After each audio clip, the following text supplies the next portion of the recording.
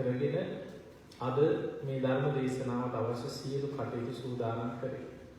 ඉතින් ධර්ම දේශනාවේ සඳහන් කරලා තිබ්බ ආරමුණ හැටියට ඔබ දන්නවා මීට මාසයකට පමණ එහා ලංකාවේදා අප්‍රේල් 21 වෙනිදා ඒ පාස්කු ඉරිදා ප්‍රහාරයෙන් මිය පරලෝ ගිය අපේම ශ්‍රී ලාංකික 300 ගණනකට අධික ඒ පිරිස සිහිපත් කරලා උන්ට පින් අනුමෝදන් කිරීම ධර්ම දේශනාවේ ප්‍රධානම ආරමුණක් හැටියට. ඒ නිසා ඒ කාරණය සිහිපත් කරගෙන ධර්මයේ ශ්‍රවණය කරමු. ඔව් සියලු දෙනාටම මේ පින් අනුමෝදන් වෙලා ඒ අයගේ පරලෝ ජීවිත සැපවත් වේවා සුවපත් වේවා. මේවන් අකල් මරණ වලට සසරේ පත් නොවි ඒ අයගේ ජීවිත සසර දුකින් අත මිදෙන්න මේ පිනත් ඒ අයට උපකාර වේවා කියලා අපි මුලින්ම සිහිකරලා ඉන්නවා. පින්තුනි මරණය කියලා කියන්නේ අපි කාටවත් ඉපදුනා නම් බුදුරජාණන් වහන්සේ කියන්නේ නප්ති ජාත සමන. එයා රජෙක් වුණත් සිටුවරයෙක් වුණත් සත්විති රජ කෙනෙක් වුණත් කිසිම කෙනෙකුට නොමැරෙන්න පුළුවන් ක්‍රමයක් නැහැ කියලා. අපි ජීවත් වෙන්නේ අපි දන්නේ නැති වුණාට අපිම සසරේ පස්වෙවි කිය සෝපිටනියක් මත. ඒක බුදුරජාණන් වහන්සේ අනුමතර්ග සංයුත්තේ තියෙන අට්ටි කියලා සූත්‍රය. අට්ටි කියන්නේ ඇටසැකිලි. බුදුරජාණන් වහන්සේ මේ අනුමතර්ග සංයුත්තේ මේ දේශනාවේ පෙන්නනවා එක කල්පයක් තුළ එක පුද්ගලයෙක් දුර්ලභ මනුෂ්‍ය ජීවිත ලබලා එයාගේ සම්මස් නහර ඔක්කොම කුණු වෙලා මස් වෙලා ගිහිල්ලා ඇටසැකිල්ල විතරක් ඉතිරි වුණේ. බුදුරජාණන් වහන්සේ දේශනා කරන මහණෙනි එක පුද්ගලයෙක්ගේ ඇටසැකිලි එකතු කරලා කල්පයක් තුළ අර පේන වේකුල්ල කරපේ වගේ කන්දක් ඇටසැකිලි වලින් ගොඩ ගන්න පුළුවන්. එතකොට අපිට පේනවා මේ දීර්ඝ සසර ගමනේ අපිම කොච්චර කල්පයක් තුළ මේ පොළොවට පස් වෙවි යනවා. ඒ නිසා පින්වතුනි මරණය කියන එක අපිට සසරේ අපි උපතින් ගේන ආයුෂ තියෙනවා. ඔබත් මමත් අපි කවුරුත් මේ ලෝකේ ජීවත් වෙන අපි කවුරුත් උපදිනකොටම ගේන ආයුෂ ශක්තිය. ඒක ධර්මයේ පෙන්නනවා ජීවිතයේ කියලා අභිධර්මයේ විස්තර කරන උපතින් ගේන ආයුෂ ශක්තිය. හැබැයි අපි කාටවත් හරියටම කියන්න බෑ අපි කවුරුත් ඒ ආයුෂ ගෙවලාම මැරෙනවා කියලා. කෙනෙක් උපතින් ගේන ආයුෂ සම්පූර්ණයෙන් ගෙවලා මැරෙනවා. ඒ ආයුෂ අවසන් කරලා යා මැරුණොත් ඒකට ධර්මයේ කියන්නේ ආයුක්කේ මරණ කියලා. ඒ ආයුෂ ගෙවලා මැරුණා. හැබැයි අපි දකින්න ඕනේ දැන් අපි හිතන්නේ මේ වයසට ගිහිල්ලා මැරුණොත් ගොඩක් වයසට ගිහිල්ලා මැරුණොත් ආයෙත් සම්පූර්ණ ආයුෂ ගෙවුව තමයි කියලා අපි හිතනවා. හැබැයි පින්වතුනි බුදුහාමුදුරුවෝ වැඩ ඉන්නේ නැද්දි යසෝදරා රහත් භික්ෂුණිය වැඩ ඉන්නේ නැද්දිමයි පුංචි රාහුල හාමුදුරුවෝගේ ආයුෂ ගෙවුවා. අඩු වයසක. එතකොට උන්වහන්සේ ඒ කාලේ දැන් අදට වඩා ආයුෂ වැඩි කාලයක්. බුදුරජාණන් වහන්සේ වැඩ ඉන්නකොට සාමාන්‍ය මිනිස්සුන්ගේ ආයුෂ අවුරුදු 120ක්. සාමාන්‍ය ආයු අපේක්ෂාව. ඒ කාලෙම බක්කොළ හාමුදුරුවෝ අවුරුදු 160ක් වැඩ හිටියා. අනුරුද්ධ මහරහතන් වහන්සේ අවුරුදු 150 වැඩ හිටියා. ගිහි අය විසාකාවත් අවුරුදු 120ක්. එහෙම මිනිස්සු හිටපු කාලෙක පුංචි රාහුල හාමුදුරුවෝ අවුරුදු 40කටත් අඩු කාලෙකදී තමයි පිරිනිවන් පාලා තියෙන්නේ. එතකොට ඒ උන්වහන්සේ උපතින් ගෙන ආපු ආයුෂ. එතකොට කෙනෙක් උපතින් ගෙන ආයුෂ ගෙවලා මැරුණොත් අපි ඒක ධර්මයේ කියන්නේ ආයුක්කේ මරණ ආයුෂ ගෙවලා මැරුණා. ඊළඟට ධර්මයේ පෙන්නනවා උපතින් ගෙන ආයුෂ තියෙනවා. ජීවත් වෙන ආයුෂ තියෙද්දී කර්ම විපාක ඉස්සරහට එන විටින් විට මතුවෙන්න පුළුවන්. මොකක් හෝ සසරි කරපු කර්ම විපාක බලවත් වෙනවා. ඒක ක්‍රමී ගානට කැරකිලා මැරෙන්න ක්‍රමයක් මොන ක්‍රමෙන් හරි පෑදෙනවා. ඒක බුද්ධි කාලා මැරෙන්න වෙන්න පුළුවන්. මොකක් හරි ප්‍රශ්නකින් පෙර සසරි කරපු කර්ම විපාකයක් ඉස්සරහට එනවා. ඔය ජාතක පොතේ සඳහන් වෙනවා එළුවෙක්ගේ බෙල්ල කපලා ආත්ම 500ක් ඉපදී බෙලි කැපුම් කෑවා. එතකොට අපිට තේරෙන්නේ නැති වුණාට මේ කර්මය කියන එක මහ පුදුම දෙයක් සසරේ. ආත්ම 100 ගණන් සමහර කර්මවල විපාක ආත්ම 100,000 ගණන් විපාක දීලා අවසන් වෙනවා. එතකොට ඒ වගේ අපි උපතින්ගේ ආවිෂ විඳින්න පෙර කර්මයක් මතුවලා මරණය වෙන්න පුළුවන්. ඒකට ධර්මයේ කියන්නේ කම්මක්ඛේ මරණ කියලා.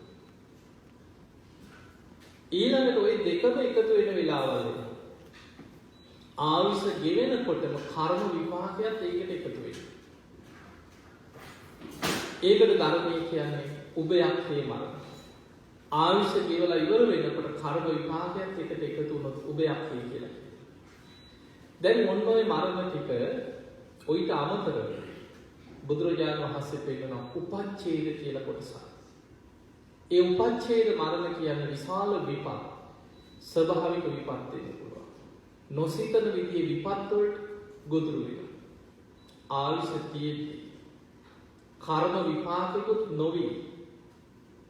ඒ දෙකම එකට එකතු වුණත් නෙමෙයි වෙනස් විපතකින් මැරෙන්න පුළුවන්. ඒවට කියන උපච්ඡේද.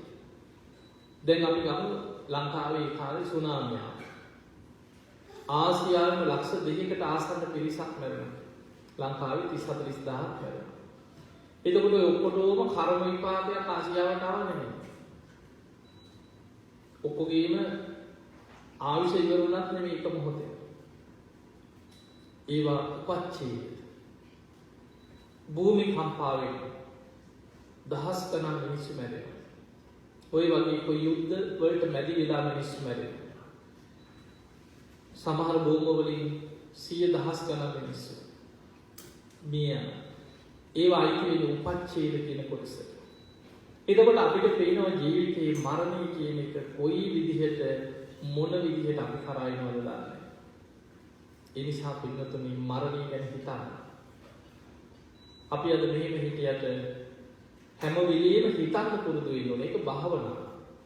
ඒකට බුදුරජාණන් වහන්සේ පෙන්වන්නේ මරණ සති භාවනාව කියලා. මම මැරෙනවා කියන එක හිතන්න. ඒක හිතන්න බය වෙන්න එපා. ඒක හිතන කෙනා තමයි අප්‍රමාදීව ධර්මයේ දියුණු කරන්න උත්සාහයක් ගන්න. දැන් මම මැරුණොත් කොහේ යයිද කියලා හිතනකොට අන්න බයක් උපදිනවා. එතකොට යා වීර්ය වඩනවා හම්බෝ පිනක් කරගන්න ඕනේ. කුසලයක් කරගන්න ඕනේ. මැරෙන්න කලින් ධර්මයේ දියුණු කරගන්න ඕනේ. ගුණ ධර්ම ටිකක් පුරා ගන්න ඕනේ. කවුද මට පිළිහිට දෙන්නේ? අන්න තමන්ට පරලොව ගැන හිතෙන්නේ මම මැරෙනවා කියලා නිතර හිතුවොත් විතරයි. ඒ නිසා මරණය ගැන හිතන්න. දැන් අපි ගත්තොත් මෙහෙම දැන් අපි නිකන් හිතමු හිත දිදව ගන්න එපා. මෙතන බණහන්න 200ක් හිටියා කියලා හිතමු. කවදාව මල ගෙවක් කීයද? 200ක්. අපේ පවුලේ 10 දෙනෙක් කියන්නේ කවදාව මල ගෙවක් ගන්න. ඇත්තද බොරුද? ඒක ඇත්ත. හැබැයි අපි හිතනකොට අපිට එකපාරට අම්බෝ කියලා හිතෙනවා. එහෙම නම් වෙන්න එපා කියලා හිතෙනවා. ඒ වුණාට මැරෙනවද නැද්ද? මැරෙනවා. කාට කවදා කොතන කොයි විදිහට ඉස්සර වෙන්නේ දන්නේ නැහැ. දැන් බලන්න අර එදා ප්‍රහාරයෙන් මැරිච්ච මිනිස්සු ගැන හිතන්න. තාම තියෙන දැන් මම එන්න දවස් 2-3කට කලින් මට ඇහුණා මේ ආයි නිවුස් වලට කියනවා මේ තාම තියෙනවා කියලා මිනිත් 30 ගානක කොහෙද අඳුනගත්තේ නැහැ. කවුරු හරි අතුරුදහන් වෙලා හරි ඥාතීන් හරි ඉන්නවා නම් ඇවිල්ලා අඳුනා ගන්න එන්න කියලා. එතකොට මේ මොකක්ද ඒකේ තේරුම? ගෙදර හිටියේ 5 දෙනාම මැරෙනවා. මිනිහක්වත් ගන්න කෙනෙක් නැහැ. ඒ වහපු ගෙවල් තාම එහෙම වහලා. එතකොට කවුරුත් නැහැ. එක්ක දරුවෝ හරි කවුරු සමහරවිට අත වෙන්න පුළුවන්, කවුරුත් නැති වෙන්නත් පුළුවන්. හිටියේ 5-6 දෙනයි, 6 දෙනාම ගියා, 6 දෙනාම මැරුණා. කවුරුත් නැහැ. ඒව තාම මොචරික. ඒ නිසා නොසිතන විදිහට එක විතර මිනි දෙක තුන. එක මිනිස්සෙක් මම දැක්ක අන්තර්ජාලයක වඩා ප්‍රකාශයක් කරනවා. මිනි 130ක් ගමේ තියෙනවා කියලා. ගෙවල් 12යි කියවා ඒ ගමේ වේදිලා තියෙනවා. මල ගෙදරක් නැති. හැම ගෙදරකම එක්ක මිනිහා, එක්ක මිනි දෙකක් තුනක්. එතකොට කවුරුත් හිතුවේ නැහැ නේ ඔහොම දෙයක් වෙයි කියලා. නොසිතන විදිහේ විපත් අපේ ජීවිතවල අපි කරා එනවා. ඒ නිසා පින්වතුනි අප්‍රමාදී වෙන්න. වීර්ය වඩන්න. මරණය ගැන හිතන්න. ඒක හිතනකන් තීරෙන්නේ. දැන් මම මරුණොත් කොහේ යයිද කියලා ඒක හැම වෙලාවෙම හිතන්න. ඒක භාවනාව. ඒකට බුදුරජාණන් වහන්සේ පෙන්වන්නේ මරණ සති භාවනාව. ඒක සිහි කරොත් විතරයි අප්‍රමාදීව ධර්මයේ කරා යන අපිට වීර්යයක් උපදින්නේ. දැන් බලන්න මරණාසන්න මොහොතක හැබැයි ධර්මයේ දියුණු කරන්න උත්සාහ ගත්ත කෙනෙකුට අන්තිම මොහොතේ හරි ධර්මයේ හිත පිහිටවන්න පුළුවන්. හැබැයි සිහිය තිබුණොත්. අපිට වැදගත්ම දේ තමයි සිහි කල්පනාව.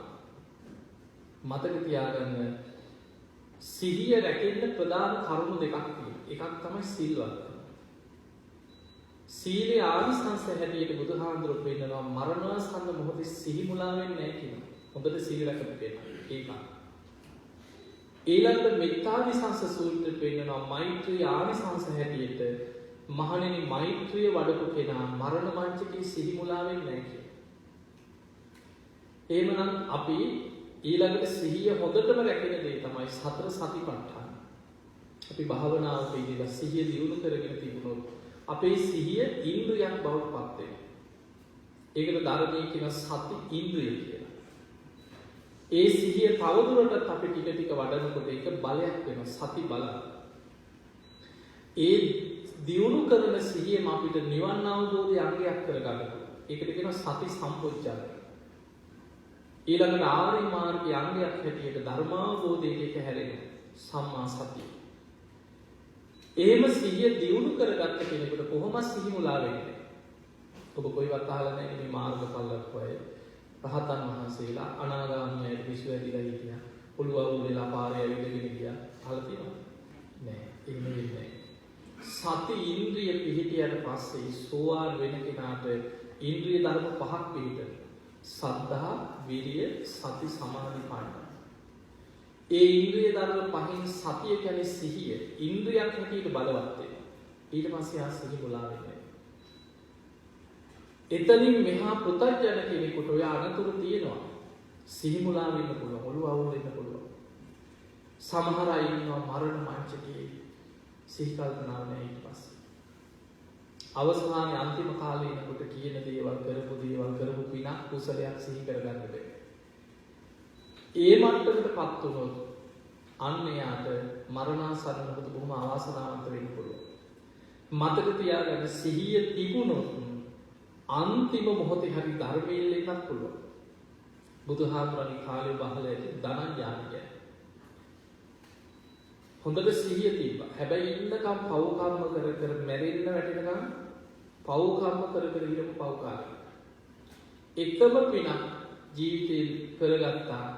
දවසක් සාරිපුත්ත මහරහතන් වහන්සේ පිණ්ඩපාතේ වඩිනකොට හිත පහදවාගෙන දානයක් පූජා කළා. සාරිපුත්ත හාමුදුරුවෝ ධර්ම පුත්කලයක්. උන්වහන්සේට පේනවා. සාරිපුත්ත හාමුදුරුවෝ ධම් බෙදනකොට කියනවා ධනඥානි ධම් දෙන එක පිනක්. හැබැයි ඔබ සීල රකින්න. ඔබ ධාර්මිෂ්ඨව ජීවත් වෙන්න. ඔබ පින් කරගන්න. ඒ දේශනාවේ තියෙනවා ඒ ගත්ත කටටම කියනවා ඔබ වහන්සේ නම් කියයි අපිට ඕන විදිහට අපි ජීවත් වෙන්න. අපිට අමුදරුවෝ ඉන්නවා, දැසිදස්සෝ ඉන්නවා, කම්කරුවෝ ඉන්නවා. අපිට හොඳින් හරි නරකින් හරි හම්බ කරන්න ඕනේ කියලා. ඕවා කරන්න බෑ කියලා. සාරිපුත්ත හාමුදුරුවෝ පාළුවේ පාත්‍රයක බෙදපු දානයක් පිළිගෙන වැඩියා. ඔහොම හිටපු ධනඥානි හිටි ගමන් ලෙඩ වුණා, එකතෙන් වුණා, මරණාසන්න වෙලා ගති නිමිති පහළ වුණා. මතක තියාගන්න සමහරව ඉන්නවා මැරෙන්න ලඟ වෙනකොට ඊළඟ උපත ගැන නිමිති පේනවා. ඒවට ධර්මයේ කියන්නේ ගති නිමිති කියලා. ධනඥානිට මරණ මංචකේ කිනිදැල් වෙන්න පටන් ගත්තා කියලා. තමන්ට පේනවා ඔළුව වටේට කඹයක් වෙලලා කෙනෙක් කිටි ගාලා හිර කරනවා වගේ දැනෙනවා. උල් පිහි වලින් හිස් මුදුනට අනිනවා වගේ තේරෙනවා.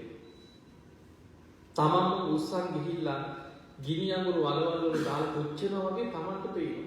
ඒවමයි පේන්නේ. ළඟ හිටපු සේවකයෙකුට කතා කරලා කිව්වා මේ ඔබ සාරිපුත්තයන් වහන්සේ හොයාගෙන යන්න කියලා. උන්වහන්සේ මට අනුකම්පා කරයි. මන් දවසක් දානි හන්දක් බෙදුවා කියලා. උන්වහන්සේට කියන්නේ කියලා ධනංජානට බොහොම අමාරුයි අසාධ්‍යයි. අනිත් මාව බලන්න ඉන්න කියලා. ඉතින් සේවකයා හොයාගෙන ගිහිල්ලා සාරිපුත්ත හාමුදුරන්ට වන්දනා කරලා කාරණේ කිව්වා. එදා සාරිපුත්ත මහරහතන් වහන්සේ පින්නපාතේ වැඩම කරලා හවස ධනංජානගේ නිවසට වැඩියා. දැන් එනකොට හොඳටම අමාරුයි. අනාදී. ඇඳේ උඩුබැලි අතර කෑ ගහලා ඉන්නවා. සාරිපුත්ත හාමුදුරන්ට ඇඳ ළඟම ආසනයක් පනවලා තිබ්බා. ඉතින් ඇඳ ළඟ වාඩි වෙලා සාරිපුත්ත හාමුදුරුවෝ කිව්වා කොහොමද ඉවසන්න පුළුවන්ද? දරා ගන්න පුළුවන්ද? ඔබේ දුක් වේදනා අඩු වෙනවද වැඩි වෙනවද? අපි තොහම අහනවා ලෙඩි බලන්න ගියා සානිහිතද ඒ කොහොමද දැන්? එහෙම ඇහුවා.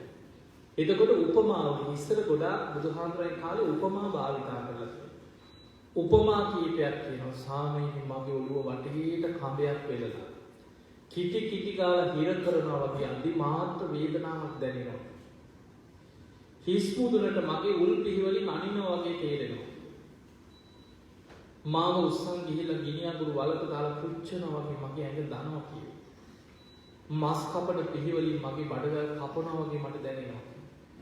කොහොම කියනකොට සාරිපුත්ත හාමුදුරුවෝ තේරුණා ඉන්නකම් පව් කර කර හිටියා. දැන් මේ කොහෙටද නිමිති පහළ වෙන්නේ? අපායට. නිරේ නිමිති පහළ වෙනවා. එතකොට ඔන්න බලන්න හිත පිහිටවලා ගලව ගන්න හැටි. එකපාරට ගන්න බෑ මේ අපායටම කර්ම හැදිච්ච අය. සාරිපුත්ත හාමුදුරුවෝ කියනවා ධනංජානි දැන් ඔබ රවට්ටන්නෙත් නෑ. සමහරු මරණ මංචකේ නිකන් බොරුව දානවා නෙමෙයි. බය වෙන්න එපා හරි බය වෙන්න එපා කියනවා. සාරිපුත්ත හාමුදුරුවෝ කියනවා ධනංජානි දැන් ඔබ මේ විදිහට හිතන්න ඔය අපායගාමී නිමිතික පහළ වෙලා තියෙනවා. නිරේ ගැන කලකිරිල්ල කියනවා. නිරේ කියන්නේ මහා දුක් සහිත තැනක්. නිරේ කියන්නේ මහා දුකක්. ඒ තරම් දුකක් නැහැ කියව අපාය. ඒ නිසා නිරේ ගැන කලකිරිලා ඊට වැඩිය හොඳයි තව පොඩි අපායක් තියෙනවා. තිරිසන් අපාය. ඒකත් අපායක් තමයි. එතන හිත පිහිටවන්න කියනවා. එකපාරට සුගතියකට ගන්න බෑ. තිරිසන් ලෝකේ හිත පිහිටවාගෙන නිරේ ආදීනව සිහි කරන්න. යමක ආදීනව සිහි කරනකොට ඒකෙන් හිත බිඳෙනවා. නිරේ දුක් සහිතයි කියලා ආදීනව සිහි කරන්න කියලා සාරිපුත්ත හාමුදුරුවෝ කරුණ කිව්වා. මෙනෙහි කරන හැටි. දැන් ධනංජානි මරණ මංචකේ වේවුල බය නිරේ ආදීනව සිහි කරගෙන යනකොට නිරේ හිත මිදිලා තිරිසන් අපාය හිත පිහිටියා. තිරිසන් අපාය හිත පිහිටනකොට මතක තියාගන්න එතනත් නිමිති පහළ වෙන සමහරුන්ට. තිරිසන් සත්තුන්ට දැනෙන බිය තැති ගැනීම තිරිසන් අපාය දැනෙනවා කියන්නේ. දැන් බලන්න ඔබ සත්තු දිහා බලන්න. හැම සතෙක්ම බයෙන් තැති ගැනීමෙන් නෙවෙයි ඉන්නේ කියලා බලන්න. ඒ සතා තව සතෙක්ගේ ගොදුලා. ඒ සතා තව සතෙක්ගේ ගොදුලා. ඔය මාළු ඉන්න තැනකට පොඩි ගලක් දාලා බලන්න මොකද වෙන්නේ? සැනින් හැංගෙනවා. පියාඹන සතා පියාඹන සද්දයක් ආවා. ගහ කත්තක් කැපුවම බයිට පියාඹන. දුවන සතා දුවන. හැම වෙලේම බියෙන් තැති ගැනීමෙන්. ඒ වගේ ධනංජානික දැන් අර නිරේ නිමිති පහළ වෙන එක නැති වුණාට බිය තැති ගැනීම බහුලව දැනෙනවා.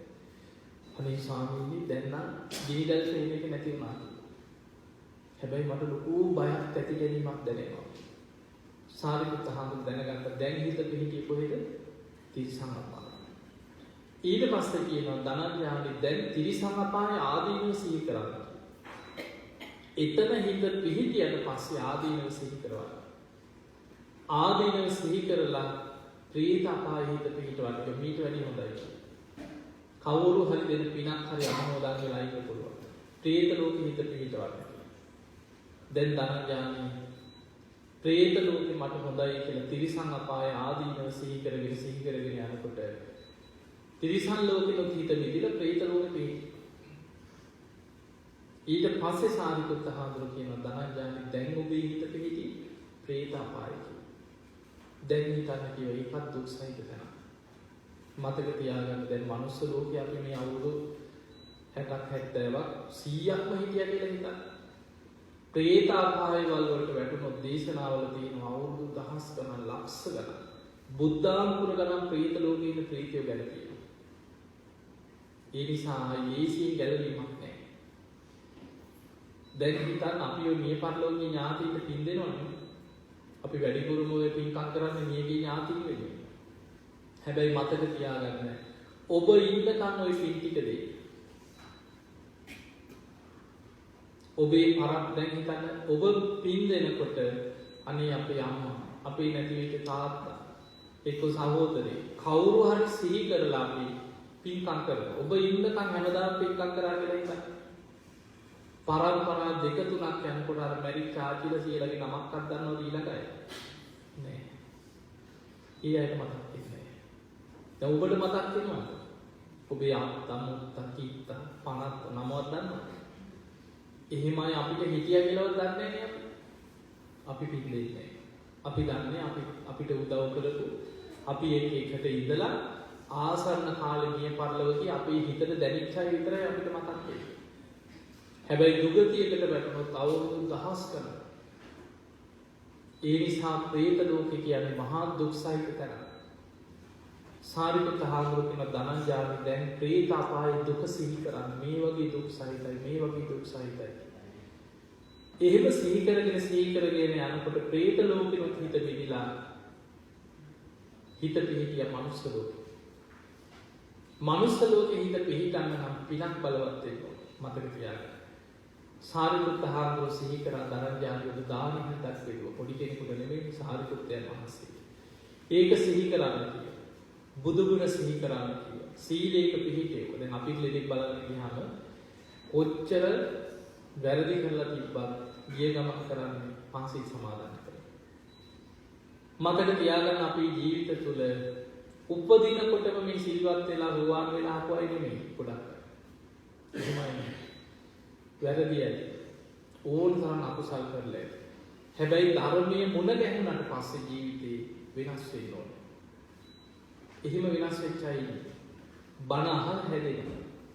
මං අද ඉඳන් හැදෙනවා කියලා ජීවිතේ වෙනස් වෙනවා. එතන ඉඳන් දියුණුවා.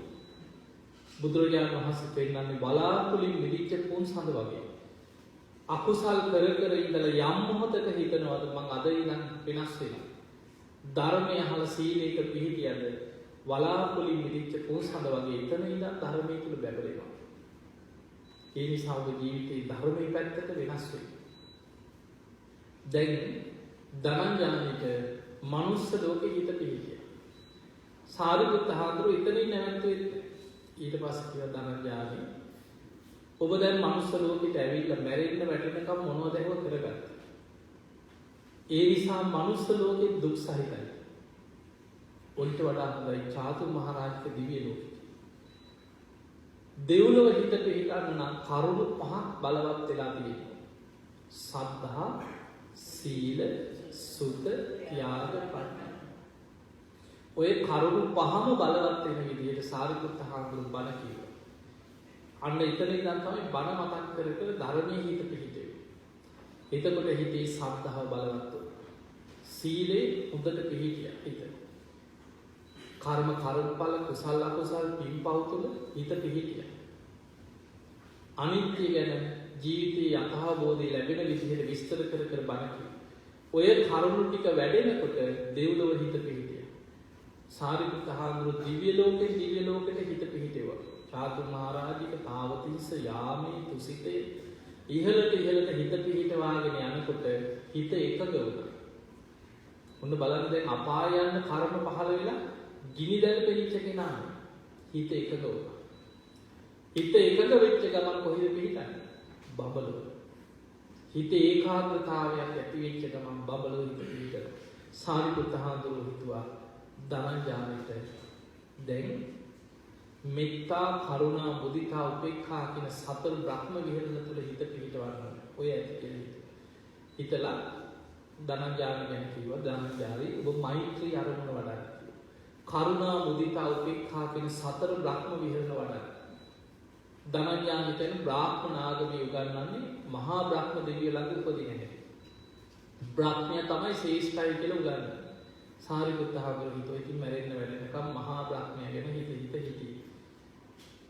දැන් ඉතින් ඔය අපාය යන එක බ්‍රහ්ම ලෝකෙට හරි යන්නේ කොහමද කියලා එතනින් නවත්තලා සාරිපුත්ත හාමුදුරුවෝ එළිය.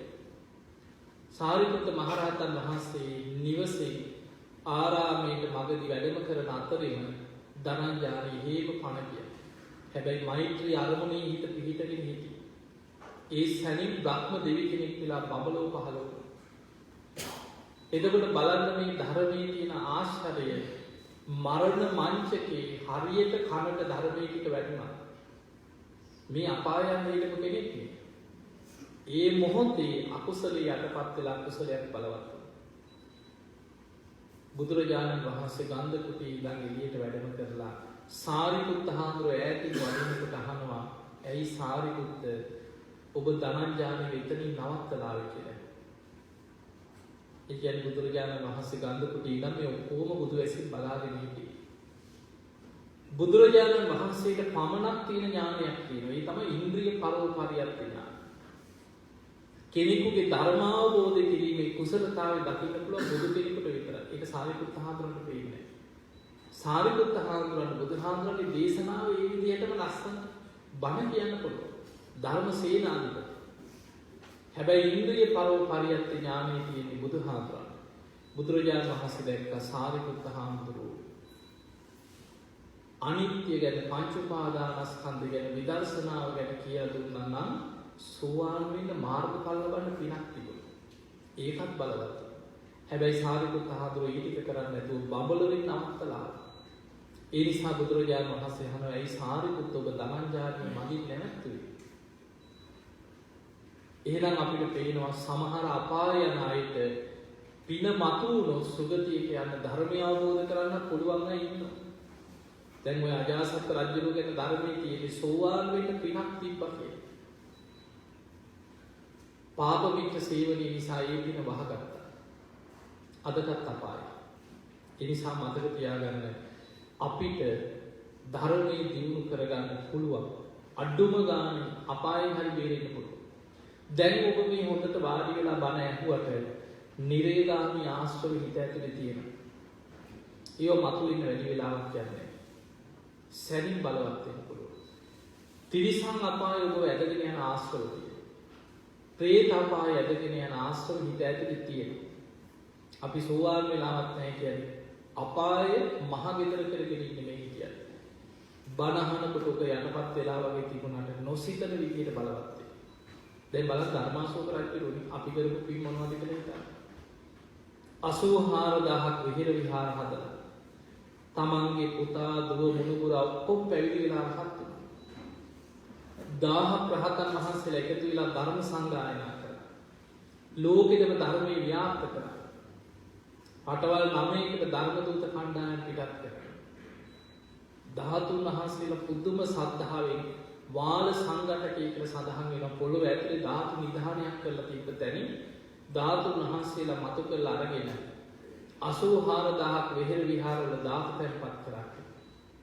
සුමන සාමණේරයන් වහන්සේලා බුදුරජාණන් වහන්සේ දානේ වළඳපු පාත්‍රා ධාතුන් වහන්සේට ධාතුන් වහන්සේලා පුරවලා ලංකාවටත් එවුවා.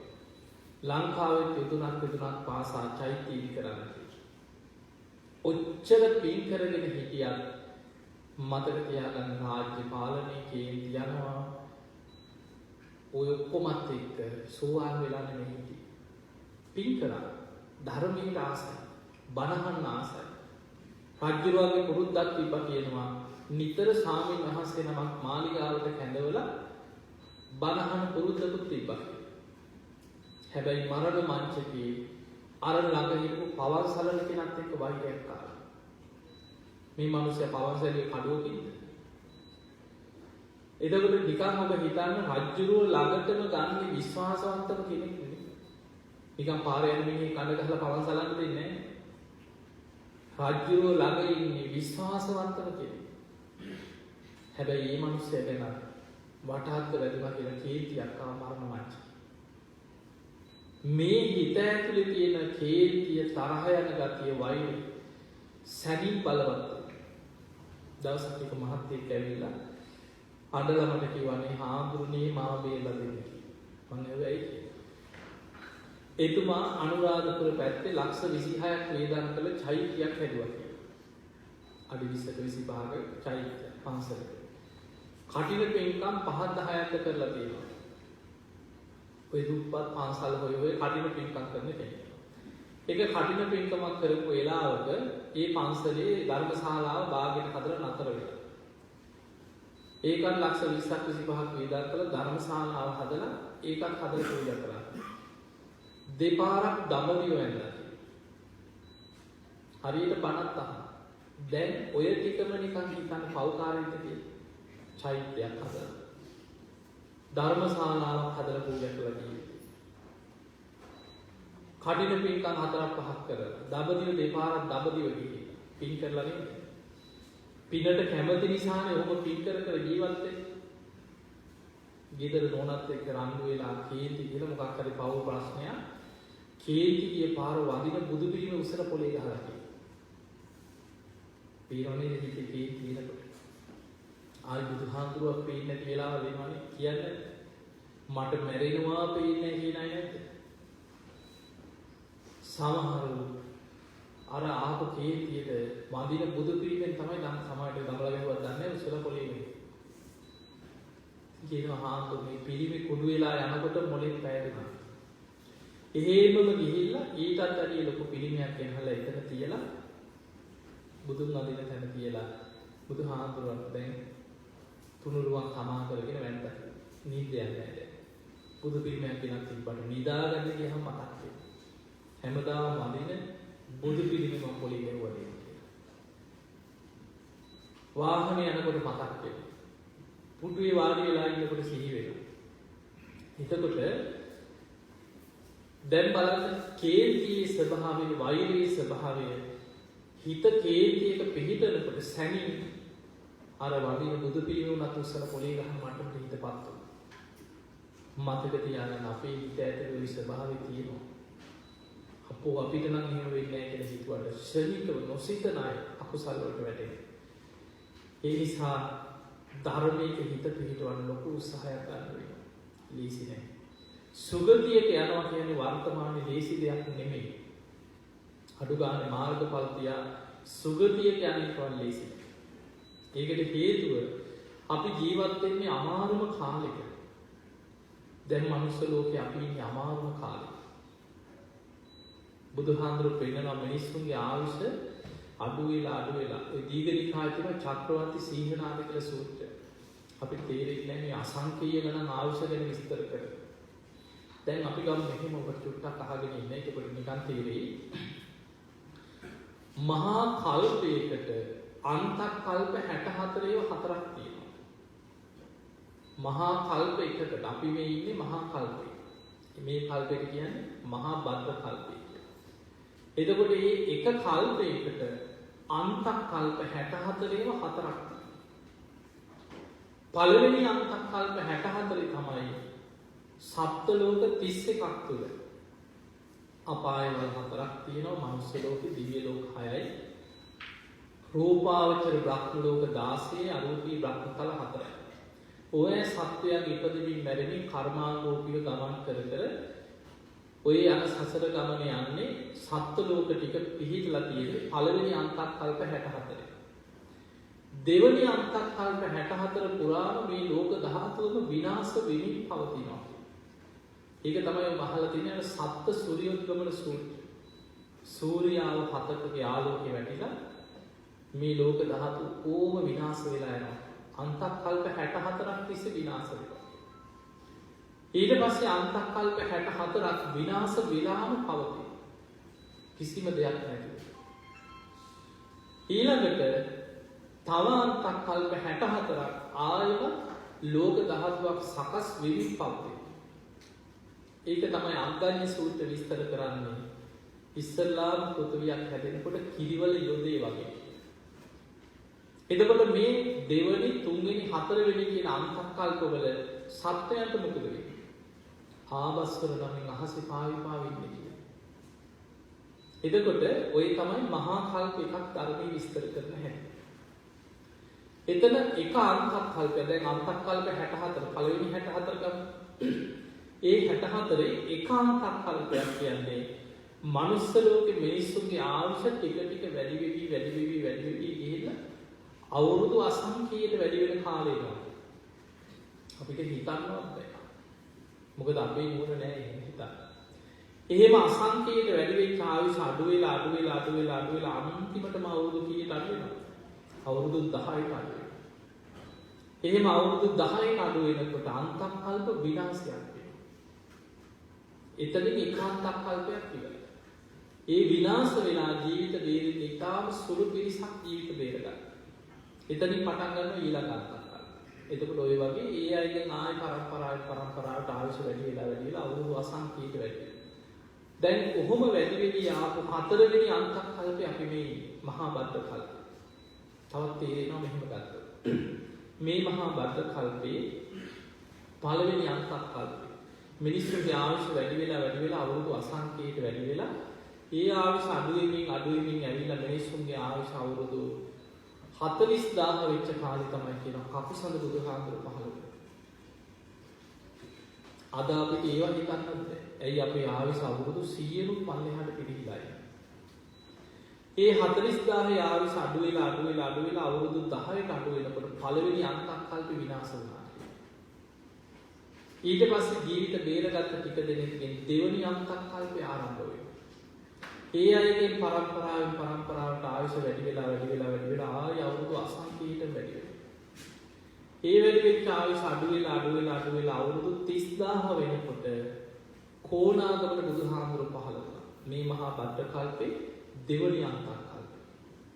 ඒ කාලේ සාමාන්‍ය ආයුෂ අවුරුදු 30000. ඒ ආයුෂත් අඩු වෙලා අවුරුදු 10ට අඩු වෙලා දෙවනි අන්තක්කල්පේ විනාශ වෙනවා. එතනින් ජීවිත බේරෙන අයගේ තුන්වෙනි අන්තක්කල්පය ආරම්භ වෙනවා. එතන ආයුෂ ආය වැඩි වෙලා අවුරුදු අසංකේත වැඩි වෙලා එතනින් ආයුෂ අඩු වෙවි ඇවිල්ලා මිනිස්සුන්ගේ ආයුෂ අවුරුදු 20000 වෙනකොට කාශ්‍යප බුදුහාමුදුරුවෝ පහළ වුණා. තුන්වෙනි අන්තක්කල්පය. කාශ්‍යප බුදුහාමුදුරන්ගෙන් පස්සේ ආයුෂ අඩු වෙමින් ඇවිල්ලා අවුරුදු 10ට අඩු වෙලා තුන්වෙනි අන්තක්කල්ප විනාශ වෙනවා. එතනින් ජීවිත බේරිච්ච ටික දෙනෙක්ගෙන් මේ හතරවෙනි අන්තක්කල්පය ආරම්භ වෙනවා. ආයුෂ වැඩි වෙලා අවුරුදු අසංකේත වැඩි වෙච්ච කාලයක් තිබ්බා. එතනින් ඉඳන් ආයුෂ අඩු වෙමින් ඇවිල්ලා මිනිස්සුන්ගේ ආයුෂ අවුරුදු 120ක් වෙච්ච තැන තමයි අපේ ගෞතම බුදුහාමුදුරුවෝ පහළ වුණේ. ඔබ බලන්න ඔබ ගොඩක් ඔය සත්බුදු වන්දනා කරලා ඇති සූවිසි බුද්ධ වන්දනා අටවිසි බුද්ධ වන්දනා ඔබ දන්නවද? පෙර පහළ වෙච්ච හැම බුදු කෙනෙක්ගේම ආයුෂ හොයන්න පොත් අරගෙන අවුරුදු දහස් ගණනින් තියෙනවා. අපේ බුදුහාමුදුරුවෝ ගැන විතරයි ධර්මයේ තියෙන්නේ අල්පායුෂ්ක බුදු කෙනෙක්. මතක තියාගන්න හැම බෝසතාණන් වහන්සේ නමක්ම දෙව්ලොව ඉඳන් පස්මහ බැලුම් බලන මොනවද? කාලය, දීපය, දේශය, කුලය, මව. එතන කාලය කියලා කියන්නේ මිනිස්සුන්ගේ ආයුෂ අවුරුදු 100න් 15ට පිරිහිලා නම් බුදුරු පහළ වෙන්නේ කියන්නේ. අවුරුදු 100න් 15ට පිරිහිලා කියන්නේ කෙලෙස් බහුලයි. අකුසල් බලවත් කියන. මනුස්ස ලෝක අපායවල වගේ වෙනවා කියන ආයුෂ අවුරුදු 100න් 15ට පිරිහෙනවා. ඒ කාලේ බුදුරු පහළ වෙන්න සුදුසු නැහැ කියලා මනුස්ස ලෝක. එතකොට අවුරුදු දහස් ගණන් ආයුෂ තියෙන කාලවල බුදුහාමුදුරුවෝ කියනවා මනුස්ස ලෝක දිව්‍ය ලෝක වලට වඩා සැප බහුල වෙන කාලයක්. ඇතැම් කාමාවචර දෙවිවරු එතකොට හිතනවලු දැන් අපිට දිව්‍ය ලෝක වලට වැඩිය මනුස්ස ලෝක හොඳයි කියලා. දීර්ඝායුෂ ඇති කාලවල ඉඳන් අපිට මේ දකින්න මනුස්ස ලෝක වලට වඩා ලොකු වෙනස්කම් ඇති. එතකොට දීර්ඝායුෂ ඇති කාලවල මනුස්ස ලෝක දිව්‍ය ලෝක වලට වඩා සැප බහුලයි. ආයුෂ පිරිහිලා අවුරුදු 115ට පිරිහෙනකොට මනුස්ස ලෝක අපායවල වගේ. එහෙනම් දැන් අපි ඉන්නේ අපායක් වගේ මනුස්ස ලෝක. ධර්මයේ පෙන්නනවා ආයුෂ අවුරුදු 100 වෙනකොට අකුසල් 3ක් ලෝකේ බලවත් වෙනවා. අධර්ම රාගය, විෂම ලෝභය, මිත්‍යා ධර්මයේ කියන අකුසල් 3 බලවත් වෙනවා. ඔය අකුසල් 3 මනසේ බලවත් වෙනකොට මිනිස්සු කෙලෙස් වලින් විකෘති වෙනවා. ඒ විකෘති වෙනකොටම ප්‍රධාන වශයෙන් විපත් 3කට මනුස්ස ලෝකෙ ගොදුරු වෙනවා. එකක් තමයි මිනිස්සුන්ගේ අධර්ම රාගයේ, විෂම ලෝභයේ, මිත්‍යා ධර්මයේ බලවත් වෙනකොට දෙවියන් මිනිස්සුන්ගෙන් ඈත් වෙනවා. දෙවිවරු මනුස්සයන් අතහරිනවා. දැන් මතක තියාගන්න අපි දෙවියන්ගෙන් පිට ඉදුවට දෙවිවරු මිනිස්සු දිහා බලනවා අඩුයි. දෙවියන්ගේ පිහිට මනුස්ස ලෝකෙටම අඩු වෙලා තියෙනවා. ඉස්සර බුදුහාමුදුරන්ගේ කාලේ දේශනාවල තියෙනවා දෙවිවරු පෙනී ඉඳලා උදව් කරපු සිදුවීම්. හැබැයි දැන් දෙවියන් එහෙම මිනිස්සු අතරට එනවලු වෙන්නේ නැහැ. උදව් කරන්නේ නැහැ. දෙවියන් අහක බලන්නේ. දැන් ඔබම හිතන්න දුස්සීල පිරිසක්, අධර්මිෂ්ඨ පිරිසක්, දුරාචාරයෙන් පිරිසට ඔබ උදව් කරන්නේ නැමෙද? නෑ. මිනිස්සුගේ මේ පව්කාරයට මොකටද අපි උදව් කරන්නේ? අපි මොකටද මේ පව්කාරයට උදව් කරන්නේ කියලා කියන්නේ නැද්ද? කියනවා. දෙවියන් කියන්නේ කෙලෙස් සහිතයි. කාම ලෝකේ ඉන්නේ. දෙවිවරු මිනිස්සු අධර්මිෂ්ඨ වෙනකොට මිනිස්සු ගැන කලකිරිල්ල මිනිස්සුන්ට උදව් කරහත් බල. එතකොට වෙන විපත් තුනක් ධර්මයේ පේනවා. එකක් තමයි දෙවියන් මිනිස්සුන්ගෙන් ඈත් වෙනකොට ස්වභාවික විපත් වැඩි වෙනවා. මොකද මේ ස්වභාව ධර්මයට බලපෑම් කරන්න පුළුවන් 이르දි බල සම්පන්න දෙවිවරු කොටස් ඉන්නවා. මිනිස්සු ගුණ ධර්ම රකින්න තාක්කල් දෙවියන් ස්වභාව ධර්මේ පාලනය කරනවා. ඔබ අහලා ඇති වැස්ස වලාහක දෙවිවරු, සීත වලාහක දෙවිවරු, උන්හ වලාහක දෙවිවරු, අබ්බ වලාහක දෙවිවරු කියලා ස්වභාව ධර්මයේ සීතල, උණුසුම, වැස්ස, සුළඟ පාලනය කරන්න පුළුවන් 이르දි බල සම්පන්න දෙවිවරු ඉන්නවා. මිනිස්සුන්ට විපත් වෙනකොට දෙවිවරු ස්වභාව ධර්මයේ පාලනය කරලා මිනිස්සුන්ගේ යහපතට උදව් කරනවා. හැබැයි මිනිස්සු අධර්මිෂ්ඨ වෙනකොට මිනිස්සුන්ගේ ආයුෂ අවුරුදු 100න් 15ට පිරිහෙනකොට දෙවියන් මිනිස්යන්ගේ යහපතට උදව් කරන්නේ නැහැ. එතකොට වර්තමානයේ අනාගතයේ වෙන ප්‍රධානම විපත් තමයි ස්වභාවික විපත් ඇති වෙන එක. මේක තියෙන අංගුත්තර නිකායේ මහා සාල කියන සූත්‍රය. ඊළඟට බුදුහාමුදුරුවෝ පෙන්නනවා මිනිස්සු ස්වභාවික විපත් වලින් මැරෙනවා වගේම දෙවියන් මිනිස්සුන්ගෙන් ඈත් වෙනකොට සැඩ යක්ෂයන් මිනිසුන් අතරට යකුන් මුදා හරිනවා. මේක තියෙන අංගුත්තර නිකායේ මහා සාල සූත්‍රය. දරුණු යක්ෂයෝ මිනිස්සු අතර අරක් ගන්නවා. අනාගතේ දැන් ඔය විශාලා මහනුවරට උනේ රෝග දුර්භික්ෂ අමනුෂ්‍ය මහා දරුණු යක්ෂයෝ ගම් නගර නියම්ගම් වල අරක් ගන්නවා. ඒ අමනුෂ්‍යයන්ගේ ගොදුරු බවට මිනිස්සුපත් වෙනවා. දැන් ඔය කොළහල් පැත්තෙන් ගත්තා පේතවත්වයේ සඳහන් වෙනවා මෙහෙම විස්තරයක්. මිනිස්සුන්ගේ ද්වේෂයේ වෛරය අධර්ම රාගයේ බලවත් වෙනකොට අමනුෂ්‍යයෝ ඉන්නවා කියනවා මිනිස්සු ග්‍රහණය කරගෙන ඒ අයගේ මනස පොළඹවලා මිනිස්සු අතර ගැටුම් ආරවුල් හදනවා. එකිනෙකා රණ්ඩු වෙනවා, ගහ ගන්නවා, මරා ගන්නකොට ඒ ගලන ලේ ටික අමනුෂ්‍ය ආහාර කරගන්නවා. අමනුෂ්‍යයන්ට මිනිස්සු වාහන කරගන්න පුළුවන්. ඔය ආඨානාටි තියෙනවා ඉත්ති වාහනං කତ୍වා අනුයන්ති දිසෝ දිසං කියලා. අමනුෂ්‍යෝ ස්ත්‍රී වාහන කරගෙන ගමන් කරනවා. දැන් ඔබ වාහනයක නැගලා ඔබට ඕනේ තියාගෙන වාහනය අරගෙන යනවා. ඒ වගේ කෙනෙක්ගේ මනස පොළඹවලා කෙනෙක්ගේ කය වාහකයක් හැටියට ඒ වාහනයක් හැටියට කය අමනුෂ්‍යෙක් පාලනයට ගන්නවා කියලා. පුරුෂ වාහනං කତ୍වා අනුයන්ති දිසෝ දිසං. පිරිමින්ගේ ශරීර අමනුෂ්‍යව වාහන කරගන්නවා. ඊළඟට තියෙනවා ගාවින් වාහනං කତ୍වා අනුයන්ති දිසෝ දිසං. සත්තු ගවයෝ ඒ කාලේ බුදුහාමර කාලේ ගොඩක් ඉතින් හරකුන්නේ. ඉන්දියාවේ අදටත් මේ මිනිස්සු දේවල් වල තියාගෙන වැඳගෙන ඉන්න හක්කු. එතකොට ඒ සත්වය ගවයන් වාහන කරගන්නවා. එහෙම අමනුෂ්‍ය වාහන කරගෙන අමනුෂ්‍යයන්ගේ අවශ්‍යතාවලට අනුව අමනුෂ්‍ය ජීවත් වෙනවා. අමනුෂ්‍ය ග්‍රහණය වැඩි වෙනවා. දැන් අපිට පේන්නේ නැතිව තියෙනවා. දැන් බලන්න ඔය බාහ්‍ය දාරුචීරිය මහරහතන් වහන්සේ ගැන අහන්නේ. උන්වහන්සේ දරපතුරු ටිකක් ඇඟගෙන බුදු කෙනෙක් පහළ වුණා කියලා දැනගත්ත වෙලේ දුවගෙන ආවම යොදුම් ගාන. බුදුරජාණන් වහන්සේ පාරේ පිටපාතේ වඩිනකොට දුවගෙන ආවා. පාරේම දඟ ගහගෙන මේ මට බණ ටිකක් කියන්න, අනේ මට බණ ටිකක් කියන්න. බුදුරජාණන් වහන්සේ වදාලා බාහිරේ බණ කියන වෙලාවෙ මේ පිටපාතේ යනවා. චුට්ටක් ඉවසලා ඉන්න කියනවා. අනේ ස්වාමීන් වහන්සේට අනුතරක් වෙයිද මට අනුතරක් වෙයිද? ඔබ වහන්සේ ඉක්මනට බණ කියන්න මට විශ්වාස නැහැ කිව්වා. බුදුරජාණන් වහන්සේ දෙවනි වතාවට කිව්වා බාහිරේ චුට්ටක් ඉවසලා ඉන්න මේ බණ කියන වෙලාව නෙමෙයි පිටපාතේ වල. අනේ ස්වාමීන් වහන්සේ නම් දුකින් මිදිච්ච කෙනෙක්. මං තාම කෙලෙස් සහිතයි. මට ඉක්මනට බණ ටිකක් කියන්න. නැවත කියන්නේ බුදුරජාණන් වහන්සේ බැලුවා මොකද මේ මරුවි කලේ වගේ. ජීවත් වෙන්න අවශ්‍ය තියනවද කියලා බලද්දී ජීවත් වෙන්න තියෙන පොඩි වෙලාව. පෙර සසරේ වෛර බැඳගත් අමනුෂ්‍යෙක් පන්නගෙන යනවා පරිගන්න. හැබැයි ඊට පෙර නිවන් දකින්න රහත් වෙන්න පින තියෙනවා.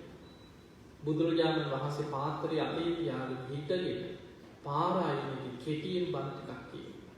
බාහ්‍ය දිත්තේ දිත්ත මත්තම් භවිෂ්‍ය යමක් දැක්කොත් දැක්කා විතරයි කියලා හිතෙන් අතහරිනවා. සුතේ සුත මත්තම් භවිෂ්‍යති යමක් ඇහුනොත් ඇහුණා විතරයි කියලා හිතෙන් අතහරිනවා. මුතේ මුත මත්තම් භවිෂ්‍යති යමක් දැනකොත් දැනුණා විතරයි කියලා අතහරිනවා. විඥානේ විඥාන මත්තම් භවිෂ්‍යති ඔය වගේ කෙටියෙන් කකුල වල බණ ටිකක් කියනවා. බුදුරජාණන් වහන්සේ ඔය ටික කියන පාර දිගේ වැඩි ඔච්චර. බාහ්‍ය ධන ගහගෙන පාර අයිනේ අර ධර්මයේ සිහි කරනකොට යක්ෂණියක් ආව පන්නගෙන. බාහ්‍ය පාර අයිනේ ඉන්නව දැක්කා. එතන හිටියා එළදෙනට ආවේශ වෙලා යනවා. ඒම මෙරිලා වැඩි. හිත කෙලෙසුන්ගෙන් මිදිලා එළදෙන අනිනකොටම රහත් වුණා. එහෙම පිරිනිවන් පෑවා. දැන් හිතන්න ඔය සිදුවීම ගැනම හිතන්න. එදා නගරේ මිනිස්සු ඕක ඇස් දෙකෙන්ම දැක්කා කියලා හිතන්න. මිනිස්සු කියන්නේ කොහොමද? අන්න එළදෙනක් කනලා අර මිනිස්සයා මැරුණා. ඔච්චර. ඕක තමයි මිනිස්සු අතර තියෙන්නේ. එළදෙනක් කනලා මැරුණා. හැබැයි බුදුරජාණන් වහන්සේ බුදු ඇසින් දැක්කේ යක්ෂණියක් ආවේශ වෙලා එළදෙනා. අමනුෂ්‍යෙක් අර ගවය වාහනයක් කරගෙන එන්නේ. එතකොට මේ වගේ සත්තු ඉන්නවා. මිනිස්සුන්ගේ අමනුෂ්‍යයෝ සත්තුන්ව වාහන කරගෙන ජීවත් වෙනවා. ඔබ අහලා ඇති මේ රටවල නම් අපි දන්නේ ලංකාවේ ජීවත් වුණා නම් ඔබ දන්නවා ඉස්සර ලංකාවේ ඉඳපු පරණ වෙද මහත්තු. වෙදකමයි හෙදකමයි දෙකම දානවා. සර්පය ගහනවා සර්පයන්ට අමනුෂ්‍ය ඇතුල්ලා සර්පය දෂ්ට කරනවා. සර්පේ කෑවට පස්සේ ඒ කාපු වෙලාව රිට්ටාව ඒක බලලා මොන දිෂ්ටියෙන්ද ගැහුවේ කියන එක. ඉස්සර අහලා ඇති ඔය පරණ සමහර වෙලට එනාන්ට ඒවත් තියෙනවා. මේ පරණ වෙද මහත්තු. සර්පයා දැන් අර අමනුෂ්‍ය ආවේශ වෙලා සර්පෙක් දෂ්ට කරනවා. දැන් සර්පයා කෑවා කියලා වෙද මහත්තයා ළඟට කෙනෙක් දුවගෙන එනවා නේ වෙද මහත්තයා අසවලාට සර්පයා ගැහුවා. වෙද මහත්තයා මොකද කරන්නේ? අර ඉන කෙනාට මතුරල ගහන කඹුව. ඒ මොකද? එයත් එක්ක අමනුෂ්‍ය පස්සෙන් එනවා. වෙදා ඉන එක නවත්තන්න අමනුෂ්‍ය ආයෙත් පස්සෙන් එනවා. වෙදකම් කරන්න කලින් අමනුෂ්‍යව දමනය කරන්න. ඒ නිසා මන්ත්‍රයකින් මතුල එන මිනිහාගේ කම්බුවට ගහන්න කියන්නේ නේද? ඒ වගේ ඉස්සර වේද මහත්තුරුව දැනගෙන ශාස්ත්‍රයක් තිබ්බා. ඒ වගේ ධර්මයේ සඳහන් වෙන අමනුෂ්‍ය මිනිස්සු වාහන කරගන්නවා. මතක තියාගන්න බුදුහාමුදුරු පෙන්වන මහා සාල සූත්‍රයේ මහණෙනි අනාගතයේ ස්වභාවික විපත් වලින් ලෝකෙ මිනිස්සු මැරෙන්නේ යම්සේද? අමනුෂ්‍ය විපත් වලින් ඒ වගේම මිනිස්සු මැරෙනවා කියන අනාගතය. මේ දෙවනි තුන්වෙනි එක පෙන්නනවා අධර්ම රාගයයි විෂම ලෝභයයි මිත්‍යා ධර්මයයි වැඩිලා දෙවියන් මිනිස්සුන්ගෙන් ඈත් වෙනකොට මිනිස්සු අවියාවිද හදාගෙන ආගම් අනුව බෙදෙනවා. ගම් රටවල් අනුව බෙදෙනවා. එක එක මතවාද අනුව බෙදෙනවා. එක එක්කෙනා යුද්ධ කරගෙන මරාගෙන ලෝකේ හැම තැනම මිනිස්සු මැරිලා අනාගතේ ලේ විලක් වෙනවා. එතකොට අද අපි ජීවත් වෙන්නේ ඔය කාලෙක. එන්නේ අනාගතේ වූ අඩු වෙන්නේ නැහැ වැඩි වෙනවා නිසා. ඒ නිසා අපිට අනාගත ලෝකේ මේ වගේ විපත් ඕන තරම් අහන්න ලැබෙනවා. එන්නේ ඒ නිසා අපිට එකම මොකක් හරි වෙනකට අපිට මේ සසර බය දැනෙනවා. මේ සංසාරේ භයානකම අහන්න ලැබෙනවා. ධර්මයේ ගැන හිත පිහිටිය පිනකට. ඒ නිසා අපි බේරිලා මතක තියාගන්න අප්‍රමාද ඒකයි ලේසි නෑ. බුදුරජාණන් වහන්සේ කියන්නේ හිස ගිනි ගත්ත කෙනෙක් ඉන්න නිවන්න මහන්සි වෙනවා වගේ. ආයුර්වේදික පහරක් ආපු කෙනෙක් තුවාලයක් සනීප කරගන්න වෙහෙසෙනවා වගේ. ධර්මය අවබෝධ කරගන්න වීර්ය වඩන්න ලේසි නෑ මේක. කර්ම විපාක අපේ පස්සෙන් එන ගොඩාක් පස්සෙන් එනවා. ඒ නිසා සමහර අය හිටි ගමන් ජීවිතේ නොසිතන විපත් වලට පත් වෙනවා. අපි හිතාගෙන ඉන්නවා ජීවිතේ සැලසුම් කරනවා මම මේ විදිහට ජීවත් වෙනවා මේ විදිහට ජීවත් වෙනවා මේ කාලේ මම ඔක්කොම නවත්තලා බණ භාවනා කරනවා ඔහොම හිතාගෙන ඉන්නේ. හැබැයි අපි හිතන දේවල් වෙන්නේ නැහැ. සැලසුම් කරන විදිහට ජීවිතේ වෙන්නේ නැහැ. ඒ නිසා සුගතියට යනවා කියන්නේ ලේසි දෙයක් නෙමෙයි. මෙන්න මේ ටික හොඳට මතක තියාගන්න. ඔබ කොතන හිටියත් ඇමරිකාවේ ජීවත් වුණත් හිතාගෙන ඉඳි අපි පස්සේ ලංකාවට ගිහිල්ලා ජීවත් වෙනවා. කොහේ ජීවත් වුණත් මේ රටේම ජීවිතේ ආයි යන්නේ නැහැ කියලා මෙහෙම ඉන්නවා කියලා හිතාගෙන කොහේ හිටියත් අපි යන්නේ සංසාර ගමන. කොහේ ජීවත් වුණත් සතර අපායේ මහ ගෙදර කරගෙනයි අපි ජීවත් වෙන්නේ. අපායකට වැටුණොත් කවුරුත් නැහැ ඔබ බේර ගන්න.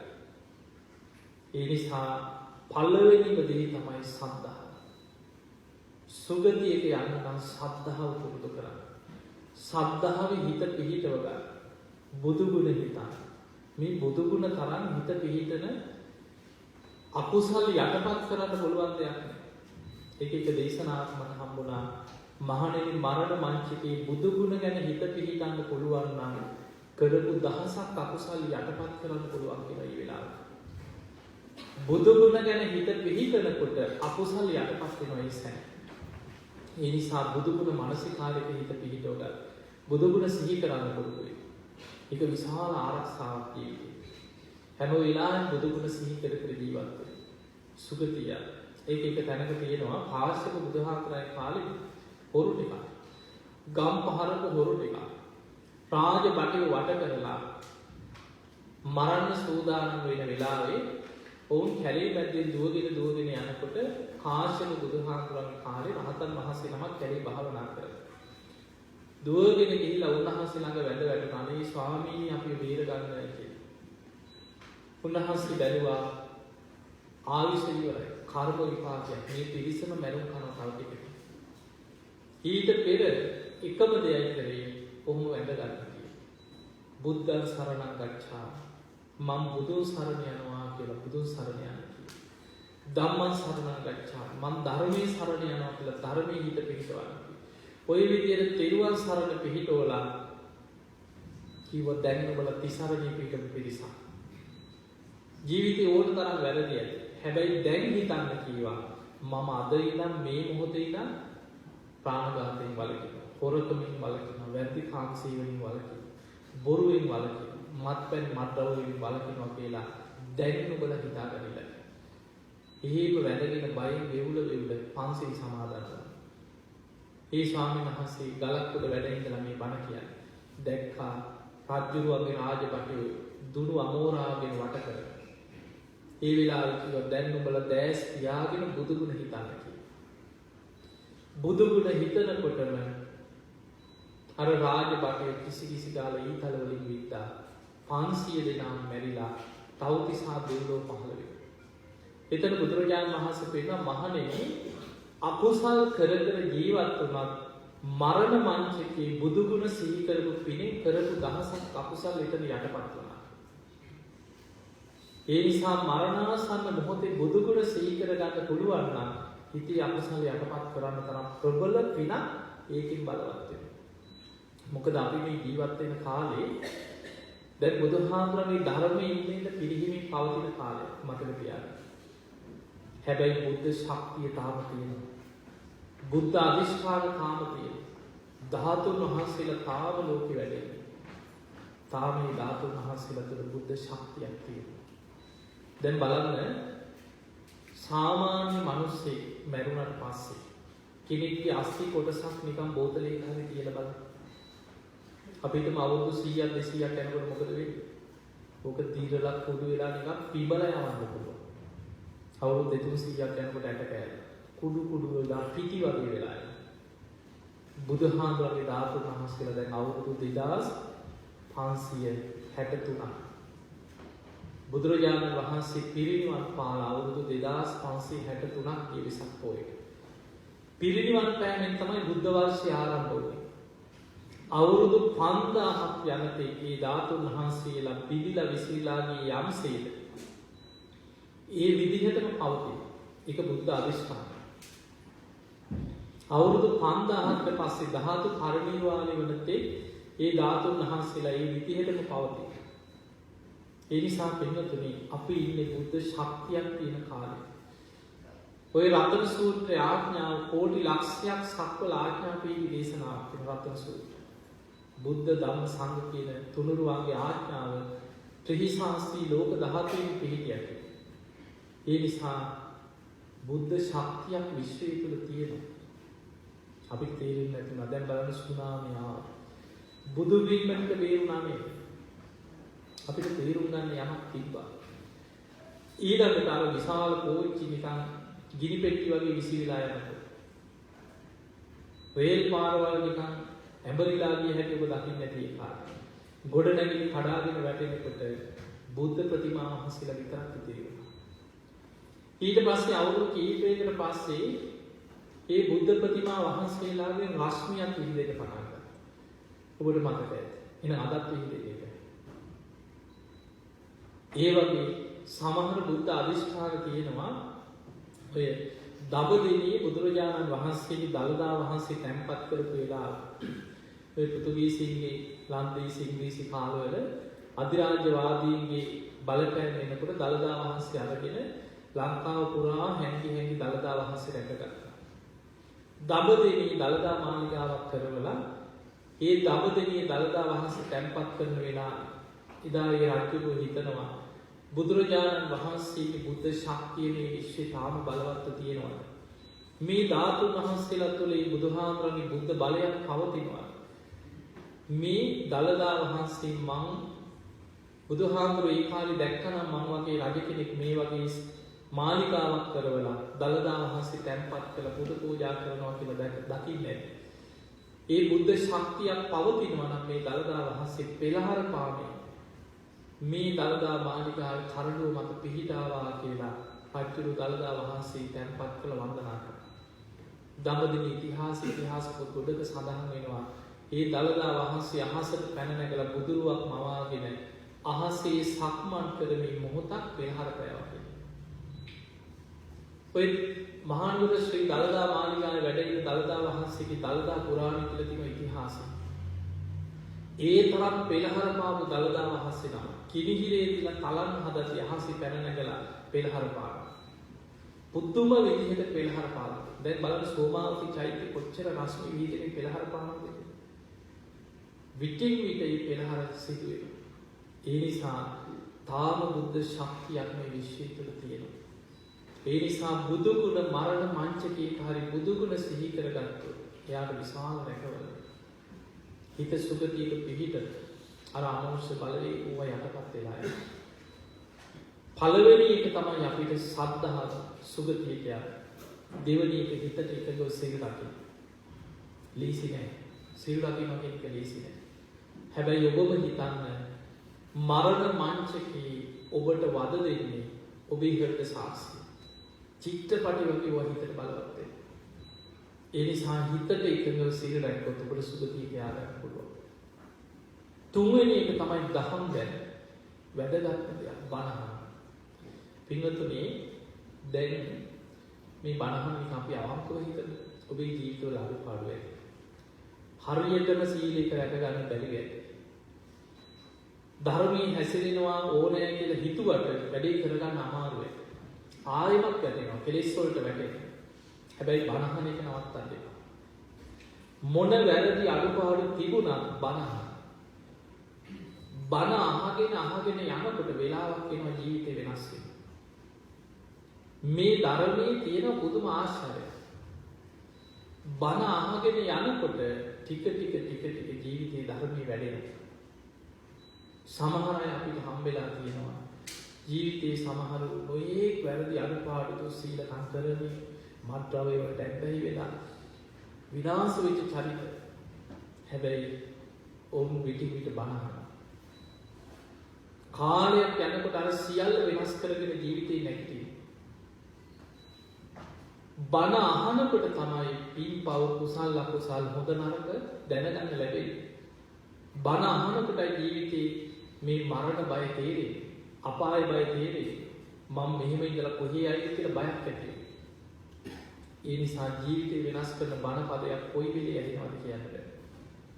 සමහර වෙලාවට අපේ ජීවිතේ තිත්ත වෙලා ඉන්න වෙලාවක එපා වෙලා කලකිරිලා ඉන්න වෙලාවක ඒ අහන බණ පදේ මුළු ජීවිතේම වෙනස් වෙන්න පුළුවන්. මොකද සමහර අය ඉන්නවා හොඳට මානසිකව සමහර කෙනෙක් බණ අහන්න ඔළුව නිදහසේ තියෙන්න ඕනේ. ඒ බණක් අහන්න ඔළුව නිදහසක් තියෙන්න ඕනේ. ඒ අය නිදාගෙන ඉන්නේ බොහොම සියලු ප්‍රශ්න විසඳගෙන සැනසෙල්ලේ ඉන්න විලාසක විතරයි බණ අහන්න ඕනේ. මතක තියාගන්න ප්‍රශ්න ගැටලු කරදර එනකොට එතනමයි බණ අහන්න ඕනේ. එහෙම බණ අහනකොට තමයි ජීවිතේ වෙනස් වෙන්නේ. මොකද ධර්මයේ තුල උගන්වන්නේ දුකෙන් මිදෙන මාර්ගය. මේ දුකක් කියලා තේරෙන්නේ බණ අහනකොට. මේකයි ධර්මයේ කියලා තේරෙන්නේ. දැන් බලන්න තිසා ගෝතමී අර දරුවා මැරුණා කියලා වඩාගෙන අඬා දුක් ධර්මය අවබෝධ කරගන්න උපකාර උනේ මේ විපත නෙවෙයි කියලා හිතන්න. එදා දරුවා නොමරුණා නම් අද දරුවා හදාගෙන කොහේ හරි අපායක හරි වැටි. සමහර විපත් තියෙනවා ජීවිතේ ධර්ම අවබෝධයට ආශිර්වාදයක් කරනවා. පටාචාරාවක් තියෙනවා. ඒ ස්වාමියාට එදා සර්පය දෂ්ට නොකරා. දරුවෝ දෙන්නට ඒ විපත් නොවුණා. අම්මා තාත්තා සෝහනි දැවෙනවා. එනකොට එක දිගට ආපු විපත් උඩ ඒ ආපු කරදරමයි Tamanට නිවන් දකින්න පාර දෙන්නේ. අපිට ජීවිතේ කරදර විපත් එනකොට එතනමයි ධර්මයේ පිහිට තියෙන්නේ. වැඩි වැඩියෙන් එතකොට බණ. අද ඕන තරම් මාධ්‍ය වල බණ අහන්න පුළුවන්. ඉන්ටර්නෙට් එකේ ගිහින් බලන YouTube එකේ බලන කොච්චර බණ තියෙනවද කියලා. අපේම බණ කොච්චරද කියලා බලන්න. දවසකට එක බණක් අහන්න පුළුවන් වෙයි. කාලයක් යනකොට ඔබට තේරෙයි ඔබ වෙනස් වෙන හැටි. ටික ජීවිතේ ධර්මයේ තුල වෙනස් වෙනවා. බණ පොත් කියවන්න. ධර්මයට ගරු කරන්න. ආස්වාවෙන් ධර්මයට ගරු කරන්න. මේ ධර්ම ගෞරවය නැත්නම් පිළිටන්නේ එහෙම එකක් තියෙනවා. ඒකනේ අපි බණ පොතක් කියවුවා පොතට වැඳලානේ කියන්නේ. බොහොම ගෞරවයෙන් මේ පොත අරන් තියෙන්නේ. එහෙම ගෞරවයෙන් ආස්වාවෙන් බණ කාලයක් යනකොට ජීවිතේ වෙනස් වෙනවා. සද්ධා, සීල, සුත. හතරවෙනි එක ත්‍යාගය. අතහරින්න පුරුදු වෙන්න. දන් දෙන්න. ඔබේ ශක්ති පමණින් පින් කරන්න. ලොකු දේවල් කරන්න බැරි වුණා. ටික හරි පින් කරන්න. ඒ කරන පින හිතලා බලවත් කරන්න. පින් පොතක් තියාගන්න. ඉස්සර තිබ්බ කෙනාට පින් පොතක්. දුඩුගැමුණු රජුවන්ට තිබ්බ කෙනා. ඒකට හේතුව මතක තියාගන්න. අපේ විඥානේ පිහිටලා තියෙන්නේ කුසල මූලයන් තුල නෙමෙයි අකුසල මූලයන් තුල. අකුසල මූලයන් තුල පිහිටපු හිත ඇදෙන්නේ අකුසලයට වැඩි. කුසලයට නෙමෙයි. කුසලයට හරවන්න නම් අමාරුයි. නැවත හිතා කරපු අකුසලයක් ඉබේම මතක් වෙනවා. අනේ මම මේ වගේ පව්කම් කරා මේ වගේ වැඩ කරා කියලා නිකම්ම හිත ගලාගෙන යන්නේ අකුසලයට. දැන් හිතන්න රාගාංශය ඉබේම බලවත් වෙලා නිමිත්තක් දකින්නකොට රාගය ඇවිස්සේ. දැන් හිතන්න මෙහෙම අපිට කෙලෙස් ඇති කරගන්න අපි අමුතුවෙන් උත්සාහ කරන්න ඕනේ. කෙලෙස් සහිත රූපයක් දකින්නකොට මට රාගය ඇති වේවා කියලා අපි ඇති කරගන්න. නෑ ඉබේම ඇති වෙලා. තරහකාරයක් දකින්නකොට මට ද්වේෂයක් ඇති වේවා කියලා උත්සාහ කරන්න ඕනේ. සැනින් කීර්තිය ඇති වෙලා යනවා. පරණේ ඔක්කොම මතක් වෙනවා. අකුසල මූලයන් තුල පිහිටපු හිත සැනින් අකුසලයට දුවනවා. කුසලයට එහෙම දුවන්නේ නැහැ. කුසලයට හරවන්න නම් ආතාපි සම්පජානෝ සතිමා. කෙලෙස් තවන වීරියක් තියෙනවා. සම්පජාන කියන්නේ හොඳ නුවණක් තියෙනවා කුසලයකට හරවන්න. සතිමා කියන්නේ හොඳ සිහියක් පවත්ව ගන්න. ඒ කරුණ තුල බලවත්ව යෙදෙන්න නම් නිතර කරපු පින සිහි කර හිත පින තුල වඩන්න. ඒක තමයි පින් පොතේ කියන්නේ. කරපු පුංචි පිනක් හරි හිතන්න පින තුල හිත වැඩෙනවා. ඔය විමානවත් වෙන්නේ ලොකු පින්කම් නෙමෙයි. සමහර කියන මම බත් හැන්දක් පූජා කරා. හැබැයි මම මේ පින හැම වෙලෙම හිත බලවත් කරා. මට මැරෙනකොට ඒක මතක් වුණා මම මරණින් මතු දිව්‍ය ලෝකෙ ඉපදුනේ ඒ පිනේ කියලා. සමහරු පිටු කැලක් පූජා කරනවා. ඒ නිසා මරණ මංචකේ පිනක් සිහි වුණොත් සුගති. ඒ පිණිස කරපු පින් බලවත් කරගන්න. දානයක් දුන්නා, කාට හරි උදව්වක් උපකාරයක් කරා.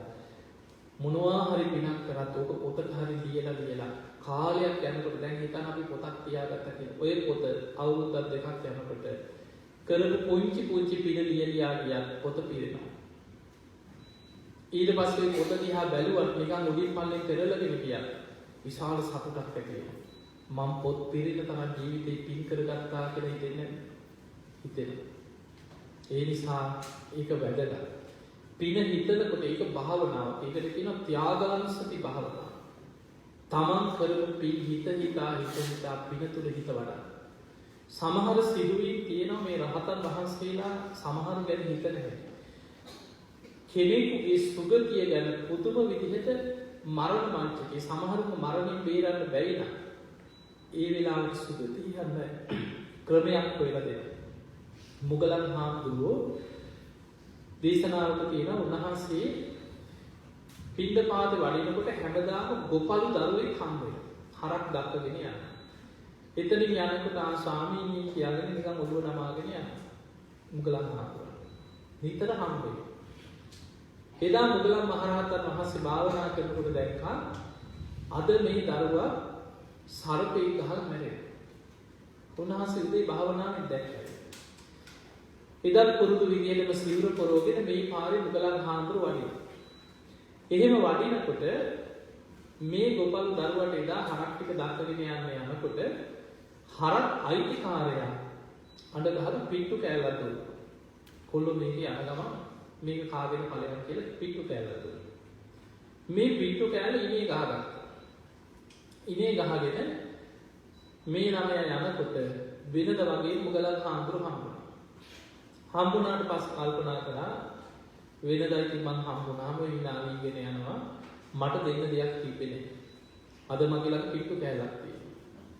මුගලන් හාමුදුරුවෝ කිව්ව ස්වාමීනි ඔබ වහන්සේ පිටපාතේ වඩිනවද චුට්ටක් කොහොම ඉන්න කියලා අර ඉනේ උතාවලේ හිටපු පිට්ටු කෑල්ල ලෙහෙලා පාත්‍රයට පූජා කරලා වැන්දා. වැඳලා මේ අනිත් පැත්ත හැරිලා බලනකොට හරක් ටික පැනලා වෙලකට. එහෙම හරක් පස්සේ කෙවිත අරගෙන දුවගෙන ගියා. දුවගෙන ගිහිල්ලා නියරේ අඩිය තියලා යනකොටම නියරේ හිටපු සර්පෙක් දෂ්ට කරා. ඒ සර්පයා ගහනකොටම එහෙම උඩුගලිය අතර ඇදගෙන වැටුණා. විස සහිත සර්පේ දැන් විස ඇඟ දිගේ නගිනවා. මුගලන් හාමුදුරුවෝ පියවර දෙක තුනක් ඉදිරියට ගිහිල්ලා ආපහු ඇදලා බැලුවා. දැක්ක සර්පය ඇදිලා යනවා. අර නියරේ ඇදගෙන වැටිලා කනාදී. දැන් හිතන්න ඔය වගේ දෙයක් නිකන් ඔබ හිතන්න අපි සාමාන්‍ය කෙනෙක් දැක්ක. මිනිස් මොකද කරන්නේ? කෑ ගහනවා. කවුරු බේර ගන්න කෙනෙක් නැද්ද? උස්සගෙන එක්ක දොස්තර කෙනෙක් ළඟට ගෙනියන්න දඟලන. අපි බලන්නේ යා බේර ගන්න පුළුවන්ද කියලා විතරයි. මුගලන් මහරහතන් වහන්සේ එහෙම මේ ගොපළු දරුවා ළඟට වැඩම කරලා අර නියරේ වාඩි වුණා. මේ ළමයාගේ මෝණ ඉදිරියේ බිම වාඩි වෙලා අර දරුවගේ දැන් නහයෙන් කටින් සෙම දානවා. ඇස් නිලංකාර වේගෙන යනවා. විස ඇගේ නැගි පණ යන්නේ. මුගලන් හාමුදුරුවෝ පිට්ටු කෑල්ල වලන දරුවට පේනවා. අර නියරේ බිම වාඩි වෙලා මූණ ඉදිරියේ ඉඳගෙන පිට්ටු කෑල්ල වලනවා. අර දරුවගේ ඇස් නිලංකාර වෙනකොට පේනවා අනේ මම පූජා කරපු පිට්ටු කෑල්ල මේ ආර්යයන් වහන්සේ මගේ ඉදිරියේම වාඩි වෙලා වළඳනවා. අනේ සාදු කියුණා එහෙම පණ ගියා. නින්දෙන් පිළිදියා වගේ දෙව්ලොව පහළ වුණා. මුගලන් මහරහතන් වහන්සේ වැඩම කරපු වෙලාවක දෙවි දේවතාවුන් පිරිසක් පිරිවරාගෙන ඇවිල්ලා වැඳලා කියනවා ස්වාමීනි ඔබ වහන්සේට පින්යි කියලා. මං ඒ ගොපළු දරුවා කියනවා. ඔබ වහන්සේ මට පිළිහිට වුණා. ඔබ වහන්සේට පූජා කරපු පිට්ටු කෑල්ල ඒ පින තමයි කියව මට මේ දිව්‍ය සැප සම්පත් ලබා දුන්නා. එතකොට බලන්න සමහරලාට මරණ මංචකේ එක පිනක් ඇති කරපු අකුසල යටපත් කරගෙන සුගතිය කියන්නේ. ඒ නිසා පින්නතුනේ බොහෝ වෙලාවට කෙනෙක් ලෙඩ වුණා මරණාසන්න වුණාම කල්යාණ මිත්‍රෙක් කනට කරලා හරි කරපු පිනක් හරි සිහි කරා. ඒක තමයි තීරණාත්මකම දේ. මොකද අපි ඔබ දන්නවනේ මගේ ගිලන්වක්සු මධ්‍යස්ථානයක් තියෙනවා. දැන් මගේ ළඟ 1000ක් නමක් අපවත් වුණා ස්වාමීන් වහන්සේ. ඊපෙරේ අපවත් වුණා. එංගලන්තේ හාමුදුරු කෙනෙකුත් මගේ ළඟ හිටියා සුදු හාමුදුරුවෝ. උන්වහන්සේ ඔය අමරාවතී පැවිදි වෙලා එංගලන්තේ කාලයක් ඉඳලා ලංකාවට ඇවිල්ලා කැලෑවල වල භාවනා කරලා ලියුකේමියාව හැදිලා අන්තිමට කාත් කවුරුත් නැතුව මගේ ළඟ ඉඳලා අපවත් වුණා. ඒ වගේ විදේශ යාත්‍රිකයන් ඉන්නවා ලංකාවේ ස්වාමීන් වහන්සේලා තමයි වැඩිපුරම ඉන්නේ. පිටරටවල වල නැහැ. ඒ ස්වාමීන් වහන්සේ විතරයි හිටියේ. ඒ වගේ ගොඩක් ස්වාමීන් වහන්සේලා අපිට පේනවා ගොඩක් බණ භාවනා කරලා හිත වඩාගෙන හිටියා. ධර්මයේ කොච්චර පුරුදු කරගෙන හිටියත් අන්තිම මොහොතේ ධර්මය අල්ලනවා කියන්නේ ලේසි නෑ. ගොඩක් පින් කරපු අය, උද්දත භාවනා කරපු අය හිත පිළිසට වෙනවා. ඒ නිසා මතක තියාගන්න මරණ මංචකේ ධර්මය අල්ලන එක ලේසි දෙයක් නෙවෙයි. හැබැයි ධර්මය හොඳට පුරුදු කරලා හිත වැඩුවොත් ඔය මැරෙන්න වැටෙනකම් හිටියොත් අමාරු වැටෙනවා. මම මේ වෙලාවල කරගන්නම් කියලා හිතුවොත් අමාරු වෙනවා. භාවනා කරලා තිබ්බොත් හිත පිහිටව ගන්න පහසුයි යාට. ඔබ දන්නවා ඔබ අහලා ඇති අර උලින්දෝපු ස්වාමීන් වහන්සේ නම ඇඟ හාරගෙන උලක් බහිනකොට උල උඩ ධර්මයේ සිහි කළ රහත් වුණා කියලා තියෙනවා.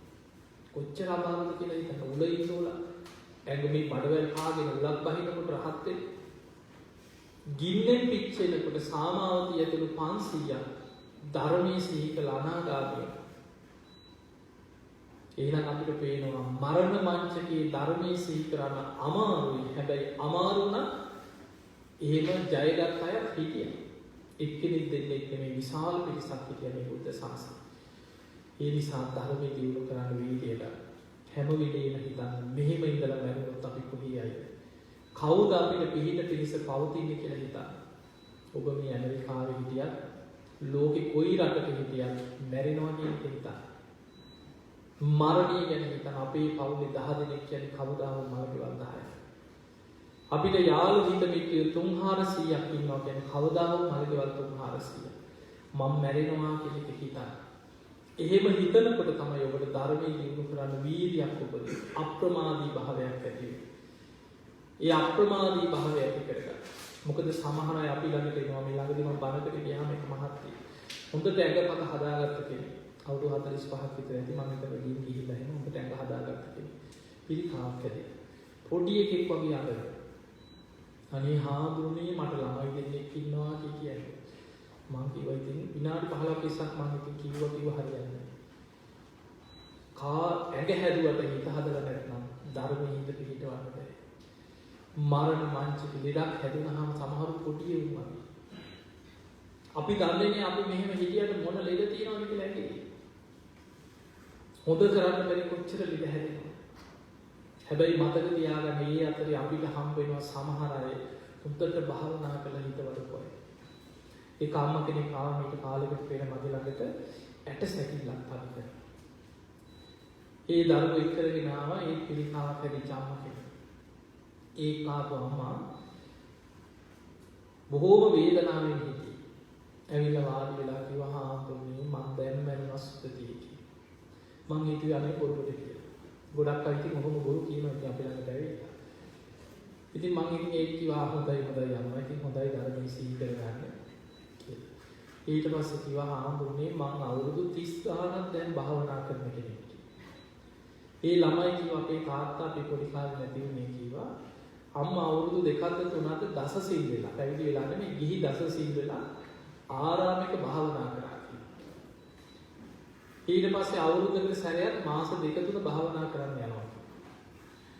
ගෙදරත් වෙනම කුටියක් හදලා තියෙනවා කිය අම්මා. අම්මා ඉන්නේ වැඩිපුරම මේ තනියෙන් භාවනා කරගෙන තමයි ඉන්නේ. ඉතින් දරුවන්ගේ වැඩ ගෙවල් වල වැඩක් කරලා භාවනා කරගෙන ඉන්නවා. ඊට පස්සේ මට තේරුණා මේ කිව්වේ ඇත්ත තමයි කියලා. ඊට පස්සේ මම ඇහුවා කියන අම්මා කයි ස්වභාවය ඕක තමයි. ඊට පස්සේ අම්මා කියන හාමුදුරනේ මගේ මුළු ඇඟම පිච්චෙනවා වගේ දැනෙනවා. මම මේ වෙලාවට කරන්නේ මේ වේදනාව උපදින්නේ කයයි පහසයි විඥානයයි නිසා. කය අනිත්‍යයි පහස අනිත්‍යයි විඥානයත් අනිත්‍යයි කියලා ඒ කය තුල හිත පිහිටවාගෙන ස්පර්ශයෙන් හටගන්න විදීම ගැන අනිත්‍ය සිහි කරනවා. ඒ අම්මගේ වචනයෙන් කියන හාමුදුරනේ මම අනිත්‍ය භාවනා කාලයක් වැඩුවා කියලා. අනිත්‍ය සිහි කරගෙන යනකොට ගින්දරකට වතුර වැක්කිරුවා වගේ ඇඟ සීතල වෙලා ගිහිල්ලා වේදනාව මට දැනෙන්නේ නැතුව යනවා. ඊට පස්සේ මම පැයක් එකමාරක් වුණත් අනිත්‍ය මානසිකාරයෙන් හිත පිහිටවාගෙන ඉන්නවා. දියුණුද නැද්ද? දියුණුව. පිළිකාවක් හැදුණත් කොච්චර ඇටසැකිල්ල වුණත් මොනතරම් වේදනාවෙන් හිටියත් අර කාලයක් වඩපු භාවනාව තමන්ට දැන් පිහිට වෙලා නැහැ. පිහිට වෙලා. ඒකාන්තේ සුගතියට යන්නේ. සමහරට අපි දන්නේ ධර්මාවබෝධයක් ලබාගෙන ඉපදුනාත් දන්නේ. ඒ මට්ටමට හිත වඩාගෙන හිටියේ. හැබැයි මතක තියාගන්න. ඇඟ හදාගෙන හිටියත් හිත වඩලා නැත්නම් අසරණ. ඒ නිසා හිත වඩා ධර්මයේ තුලින් හිත රැකගන්න. මරණය ගැන හිතන කවුරුත් නෑ අපිට බේරගන්න. මේ ටික කාලයක් ජීවත් වෙන්න. අවුරුදු අද අපිට උපරිම ජීවත් වුණා. අවුරුදු 100ක් ජීවත් වෙන කෙනෙක් හොයන්න අමාරුයි. බුදුහාමුදුරු පිරිනිවන් පාලා අවුරුදු 2500 ගානක් යනකොට අපේ ආයුෂ අඩු වෙලා දැන් අවුරුදු 100නුත් පල්ලෙහාට පිරිහිලා තියෙනවා. එන්නේ ආයුෂ පිරිහෙනවා. වේගෙන් ධර්මයේ පිරිහෙනවා. ආයුෂ පිරිහෙනවා. ගුණ ධර්ම දියුණු කරන්න අමාරු කාලයක් එන්නේ නෑ. වෙන විකල්පයක් නෑ. අඬා හරි සීල රකින්න. අඬා හරි පිනක් කුසලයක් කරගන්න වෙන විකල්පයක් නෑ. ඔය ටික හොඳට මතක තියාගෙන ධර්මයේ දියුණු කරගන්න උත්සාහයක් ගන්න. ඔබ මේ රටේ විශේෂයෙන්ම මේ ප්‍රදේශ ගොඩක් අය ඉන්නවා ලංකාවේ වැඩිපුර ඉන්නවා. ඔබට පින් කරගන්න අවස්ථාව කොහේ ගියත් මේ වගේ රටවල් වල ජීවත් වෙච්ච අයට තියෙනවා. මොකද අපි ගොඩාක් රටවල් වල ගියාම දැන් වැඩකරදී මම ගොඩක් බාහිරට ගිහින් තියෙනවා. මේ මිනිස්සු හරි අසරණයි. අපේ ලංකාවේ දහස් ගණන් ජීවත් වෙන මේ රටවල්. බණක් අහන්න ආවට හරි බයෙන් ජීවත් වෙන්නේ. බුදු පිළිමයක් තියාගන්න නැහැ.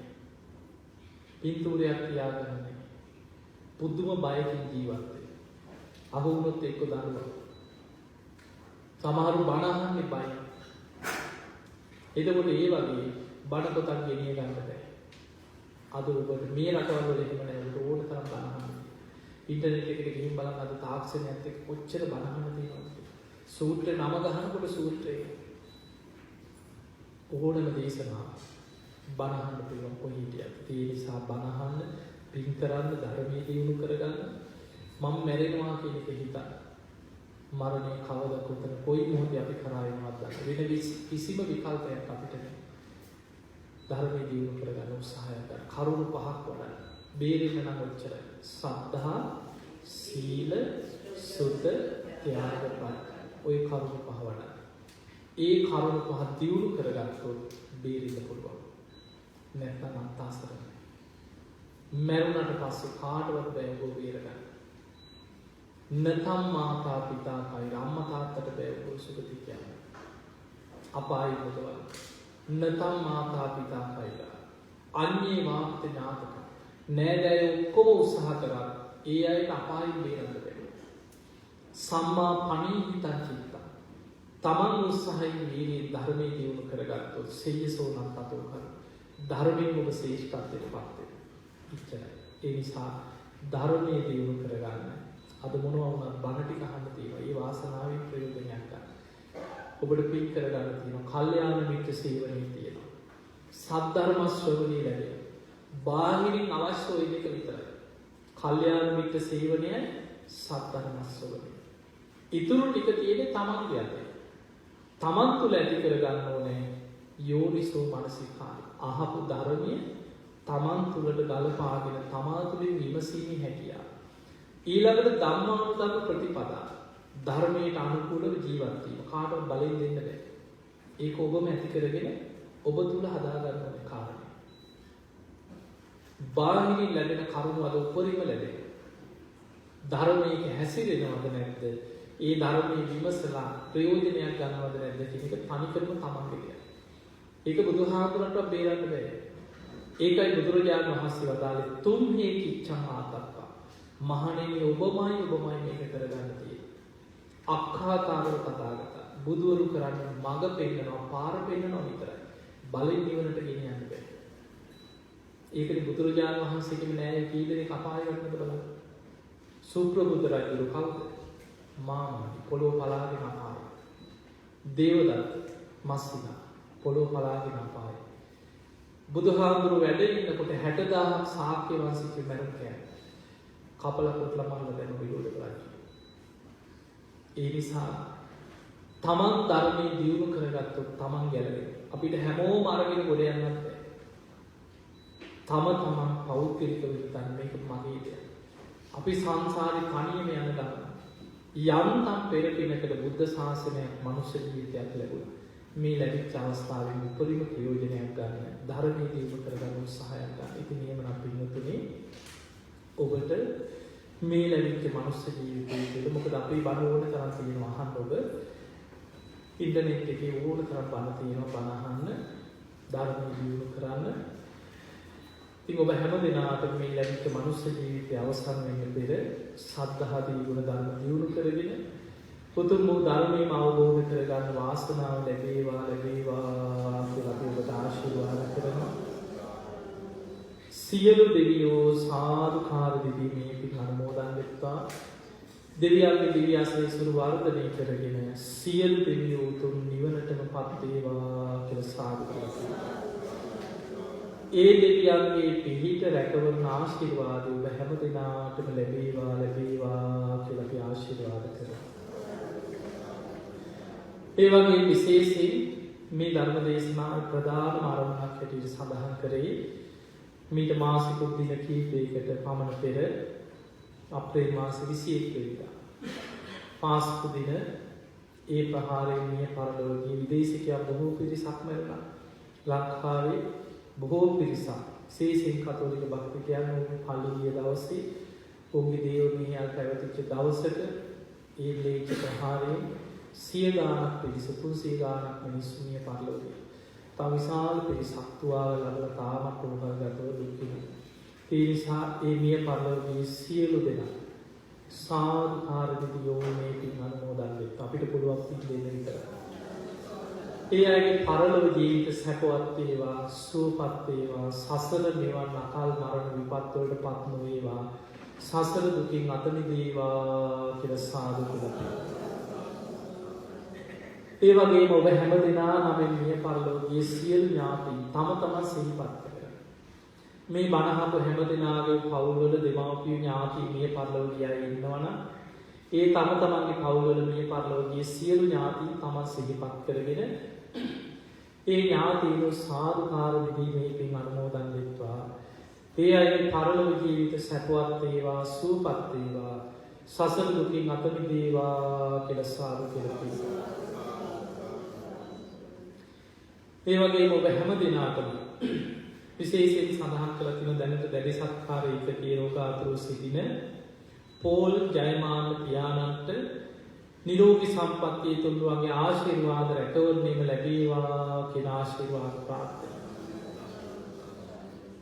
ඔබ හැම දිනකටම මේ ධර්ම දේශනාව විතරක් නෙමෙයි ඇමරිකාවට වැඩම කරන මේ ගමනේ අනිත් ධර්ම දේශනා පවා සංවිධානය කරලා ඒවා දැනුවත් කරලා ඒ වගේ මේ දින කීපෙම අපිව දැක බලා ගනිමින් මේ දානමාන ආදී සපයමින් ඒ වගේ මේ සියලු කටයුතු හොයලා බලලා ඒ බණ වලට අපි එක්කන් යන්නේ සියලු කටයුතු සංවිධානය කරමින් කටයුතු කරන ඒ සාගර ඒ වගේ සාගරගේ පවුලේ හැම දිනාටම නිදුක් නිරෝගී සම්පන්නිය ලැබේවා, තුන්වගේ ආශිර්වාද ලැබේවා.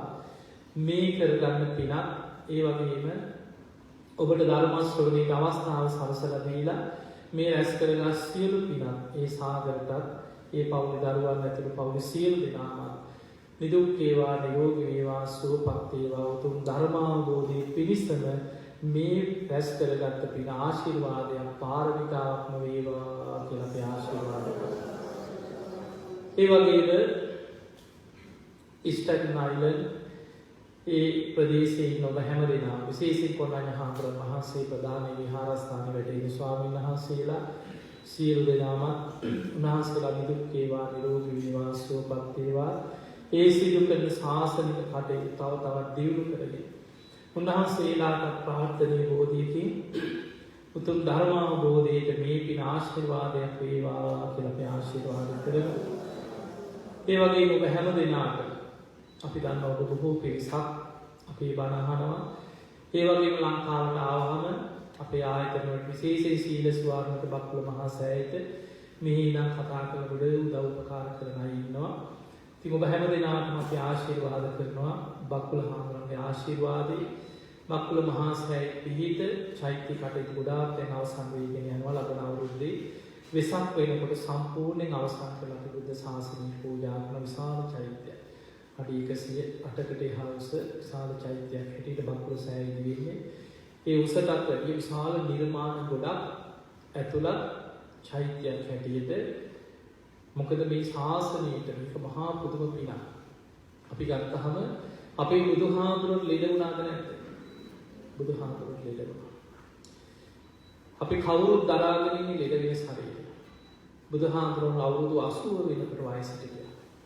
බුදුරජාණන් වහන්සේ දේශනා කරේ ජාග්ගර සකටන් දි รา කරත්තයක් වගේ කියන දැන් ශරීරය. බුදුරජාණන් වහන්සේට බේරුව ගමේ මාරාන්තික බඩේ අමාරුවක් වෙනවා. උන්වහන්සේට තිබ්බ හිසේ කැක්කුමක් ගැන කොන්දේ අමාරුවක් ගැන දේශනාවල තියෙනවා. කර්මජ රෝග හැටියට සඳහන් වෙනවා. පිරිනිවන් පාන වඩින ගමන් ලේස් සමග බඩේ ගියා. එහෙනම් බුදුහාමුදුරුවෝ ලෙඩ වුණා. හැබැයි මේ ශාසනයට හිතා ගන්නවත් බැ බක්කුල හාමුදුරුවෝ. අවුරුදු 160ක් වැඩ හිටි කිඹුහුමක් විතරයි කියන එකම දවසක්. කයට පොඩි අපහසුවක් දැනුනේ තාක්ෂේ. පැවිදි වෙච්ච අවුරුදු 80ම නිදාගෙන නැහැ. හිතන්න පුළුවන් දෙයක්. ඇයි අපිට නිින්දක් අවශ්‍ය වෙන්නේ? මොකද කයට වෙහසක්. අපිට එක දවසක් නිදාගත්තේ නැත්නම් පහවදා නිකන් හිටගෙන නිින්ද යනවා. කලන්තේ විසි වෙනවා.